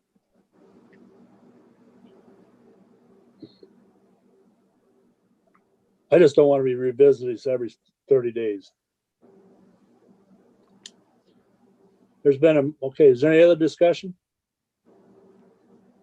If not, it's been a motion and a second. I have a question. So why are we using the word mandate if there is no repercussions to not following it? Why wouldn't we use words that actually like strongly encourage? I strongly encourage mask wearing, but I don't like using words that have no validity behind them. Because it's almost a false sense of hope. Like just use strongly encourage and everybody do your part, wear your mask. I don't understand, like, if we're not gonna have any repercussions, why use the word mandate? I guess I'm confused by it. Well, first, the resolution that we have, I mean, we're gonna have to redo the whole resolution if we do that. I think I like it to be a little bit stronger than, there are individuals out there that don't really understand this whole thing. And I think we have to be firm and strong in the message that we're giving, if that's what we want to do. I mean, are we really encouraging people not to wear masks? Then I think that's what we need to do. And, businesses that I've been in have got signs on their door that say, according to mask mandate, masks are required, inside this business. And I think if we reduce it by anything other than that, then I think we don't have any teeth in it. We can't enforce it, but I think we need to do the next best thing. And I think by calling it a mandate and an unenforceable mandate, that's what we need to do. Okay, any other questions? Okay, there's been a motion and a second. All those in favor signify by saying aye. Aye. Aye. Contrary? I I don't want to go out that far. I just don't want to go I out want to that stick far. with the governor. I don't mind revisiting in 30 days. It's part of the job. I have no problem with that. So now So are you talking, Rich, 30 days from the expiration date? From the expiration date, and I believe hers is February 6th, I think is what date, if I remember right. But I also thought I said 3% earlier too, and I did. So I guess I'll make the motion that we follow along with the governor's proclamation and extend out to February 6th. I'll second that. It's been moved and seconded to move the mask mandate to February 6th. Is there any other discussion? If not, all those in favor signify by I guess I have one comment. If the governor revisits this prior to February 6th, are we going to revisit this situation? Well, it says in here is amended or the resolution is sooner repealed. So you have the option to make changes as deemed. All right. Because things may change, you just don't know. I do know some of the second round of vaccines are beginning today. I know a person who's getting one, so we are gaining. We're not gaining as quickly as I think a lot of people would like, but well, yeah, I think you're right, Rich, that probably those vaccines are going out, but the number of vaccines aren't that high yet. They haven't gotten that many people inoculated yet. that's been a little disappointing to me, but I have no control over that. So. I didn't see. Well, my purpose behind this whole thing is I do not feel we want to open the gate before we're all the way through it. If we're going to open the gate and then go backwards, that's the worst thing we can do. I don't want to lose what we've gained. So I'm going to be strong for the mask mandate as long as we can for that reason. And I'm going to follow. I think we need to follow what our recommendations, our local board of health is. And that's what I'm going to stand by. But how do you feel it's going backwards when it's non-enforceable? It's Well, not backwards. I think everybody is doing a phenomenal job. Everybody's wearing that. you know what? And Stephanie, I'll agree with that, but I agree with what Dean says. We want that resolution to be as strong as we could without making an ordinance. That's the reason we did that. And that was just to make it as strong language as we could possibly make it, even though it's not enforceable, but it's just a strong recommendation. We use that language for that purpose. But my point is, I don't want us to give up doing things that to protect our constituents just because someone thinks that, well, we're down on the downhill swing of this thing. If we open that gate up too soon, we may be going backwards and having another wave of stuff coming through. Not every, you and I both know not everybody's going to get it knocked in. Okay, any other discussion? There's been a motion on the floor to go to February 6th. All those in favor signify by saying aye. Aye. Contrary? Aye. Aye. So there's 3 yeses there? No, Three no's, 2 yeses. Okay.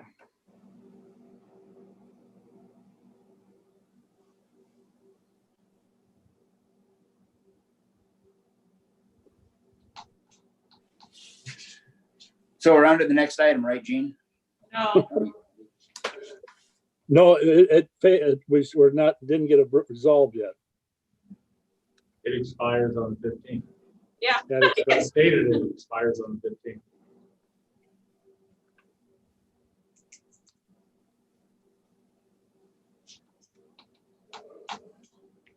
Okay, I'll make a motion that we go to February 15th. I'll second that motion. Okay, it's been moved and second. Any further discussion? If not, all those in favor signify by saying aye. Aye. Aye. Aye. Contrary. aye. Okay, I think that was 4-1. Yes. Motion carried. Thank you. Thank you. Okay, next we have is the Iowa DOT temporary easement purchase agreement. And this is for a easement along 141 that they're doing some construction next year down there. And my understanding is this is an easement they give up after a year, isn't it, Courtney, or not? Well, it's temporary. I guess I didn't see that time frame. Yeah.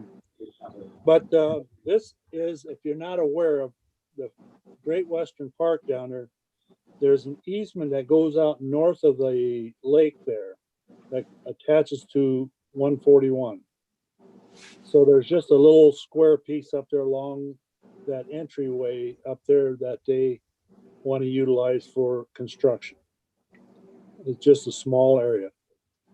If you see your map there, if you see the square, if you got this map here in front of you, this on this side is where that natural gas station is at. So there's a driveway here that goes all the way down, an easement goes all the way down to the lake. It's not used at this time, but it is there. So is there a motion to authorize the temporary easement purchase agreement? Also move. I'll second. that. Okay, Dean second. Any further discussion? If not, all those in favor signify by saying aye. Aye. Contrary, motion carried. Okay. Next is to authorize issuance of a Veterans Affairs DePaco credit card. Courtney, she's wanting a credit card there to take care of some expenses, is that right? Right, yeah, and DePaco requires that to be a board motion in order to issue her one. So, Is there a limit on the dollars that she can spend on this? well, we have a credit card policy, and I think it's $1,500. I got, Okay. I think it's 15. Is there any discussion on this? This falls right in line with the other parts. Yes. I'll make a motion that we approve the issuance of for Veterans Affairs of the DePaco credit card. I'll second that. Any further discussion? If not, all those in favor signify by saying aye. Aye. Aye. Contrary, motion carried. Okay, next is committee reports. I'll go ahead and go. I'm gonna step out once I get done for 1 second. I've got a paperwork to sign with Daryl, but I didn't have any official meetings last week. I did have a couple phone calls with Zach from Secondary Roads. And then this week, today, Dean and I have a budget meeting with Ashton at 3:30. Then I have Carroll. 3 o'clock? Or yes, 3 o'clock. I'm sorry. Thanks, Dean. At 3 o'clock, and then a Carroll area daycare meeting at 4:30. Then I have Wesco meeting at 6, and then I have a Leadership Iowa meeting at 8. And then Tuesday, I'm gonna try and attend via Zoom that CAC. Jean, did you get that email? Yes, I did. I'm gonna try and attend that, if I can't, but I'm gonna try. And then Wednesday, Thursday, and Friday, I am with Leadership Iowa, and it's the government segment. I can go next. Tuesday, Real quick, sorry, and I have the newspaper and radio, sorry. Tuesday, Rich and I met at the landfill. Wednesday, Dean and I met at Home Care Services for pre-budget. Thursday, we met at meetings for the jail monthly update. Did a tour of the jail afterwards. And then Rich and I met with John Worden to go over his pre-budget. This week, today, Rich and I are meeting with IT and planning and zoning pre-budget. And then Wednesday night, there's 2 meetings, the annual meeting and the monthly meeting at the landfill. That's all. Okay. I'll go I next. can- I'll go next. Okay, I have a question and then, I'll catch up. We're in the middle. Tuesday, Scott and I went out and I introduced him to Mary Witry at the waste agency, get them started off on the right foot. Wednesday, budget meetings, of course. And then Thursday, we had the jail. And then I also had a budget meeting with the county attorney on Thursday. I want to go back to revisit this jail a little bit. It was my understanding at that meeting, and you guys are testing your memory. This is just a question. The gas line that we put in up front,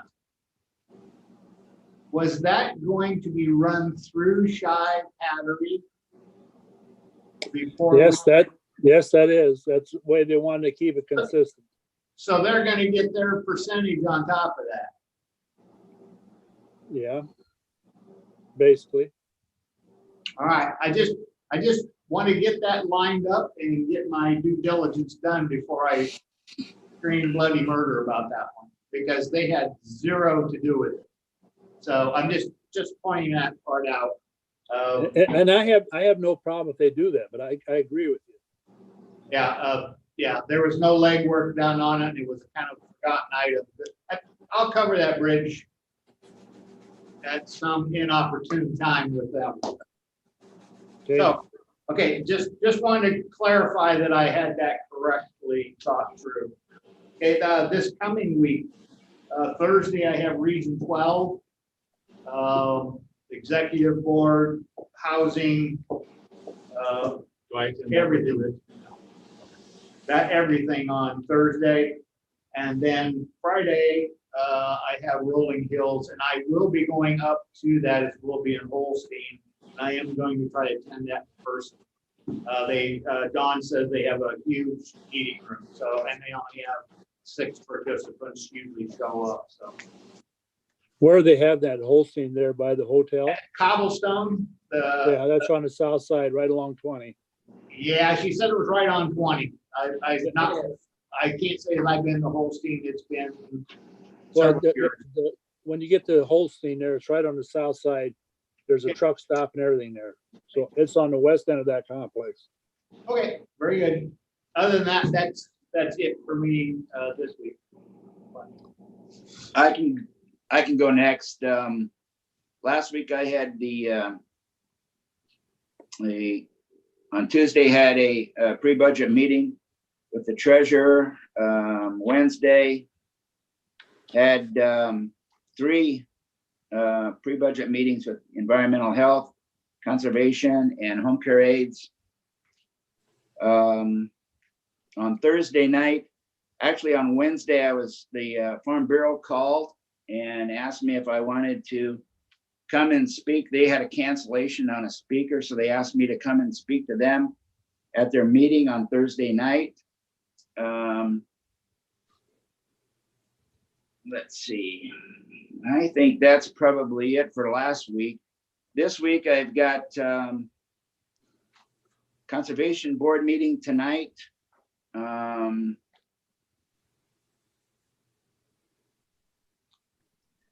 And Board of Health meeting on Thursday. And North Raccoon River Management Authority meeting on Friday. And I'll be getting together for a pre-budget meeting here this afternoon with the recorder. So that's it for me. Okay, I'll go. Last Tuesday I did the paper and radio, and then also that was on Monday, and then Tuesday at noon I had a CADC meeting, which they had Craig Williams and Brian Best there to talk about the Iowa legislature. One of the things they thought that there's not going to be, Brian was saying that he didn't think the DOT is going to put any more CDL stations in across the state. And they're trying to get more dollars for the counties in that area. The other thing they thought was going to be a big discussion this year is rural broadband. Thursday attended the jail progress meeting. And then I toured the jail afterwards. The place is filling up. I think all of you's got a copy from Tony as far as fun facts of what's in the building. And it's very interesting and I think it's going to be quite the building. Then this week I have, tomorrow I have a pre-budget meeting with the auditor, with Rich. And then also on tomorrow at noon, CADC is having a Zoom meeting with Representative Feenstra, so that go get acquainted with him. And then on Friday, I have the Yes Center board meeting. One thing I encourage you to sign up for the statewide supervisors meeting, the rest of you. And I would also encourage you to sign up for the certified supervisors program if you, there's no cost, but when you do attend these meetings, at least you build up certificates for showing that you're being educated. So any comments from those in attendance? Is there any public comment? Nothing from the public, Keith. Okay. Gene, I just Yes. have, since you mentioned rural broadband, I just want to give an update that the grant that the state was giving for those particular build outs, fiber, the grant was denied in November. So there won't be any rural broadband from Western Iowa Networks anyway in the near future in Carroll County. Okay. All right, Courtney, you got anything? No, next week at 9, Clark will be joining us from Wellmark. So he asked for an hour and a half. Gee. I I hope you didn't give that to him. I haven't responded back to him. I just told him that 9 o'clock would work. I didn't say that. So anyway, and it looks like I got the reporter's quarterly report here, and then I'm going to try to get some of the departments in for their budget presentations too. So I've got a few of those, but obviously I'm going to have to send them back to them now and tell them to change because of the races. So Well, the only other ones we have to come in is St. Anthony and Um, I don't know. that Library? Huh? St. Anthony didn't even come in last year. Oh, they didn't? Sent us a letter, I thought. Well, I might find out something Thursday night about that. And I reached out to the libraries and they were gonna submit something in writing. They didn't come on. They didn't, so. All right. Anything else? If there is nothing else, we're in order for a motion to adjourn. I'll make a motion to adjourn. Is there a second? I'll tell you. It's been moved and seconded. All those in favor signify by saying aye. Aye. Aye. Contrary, motion carried. Thank yous. Everybody take care. What day would you be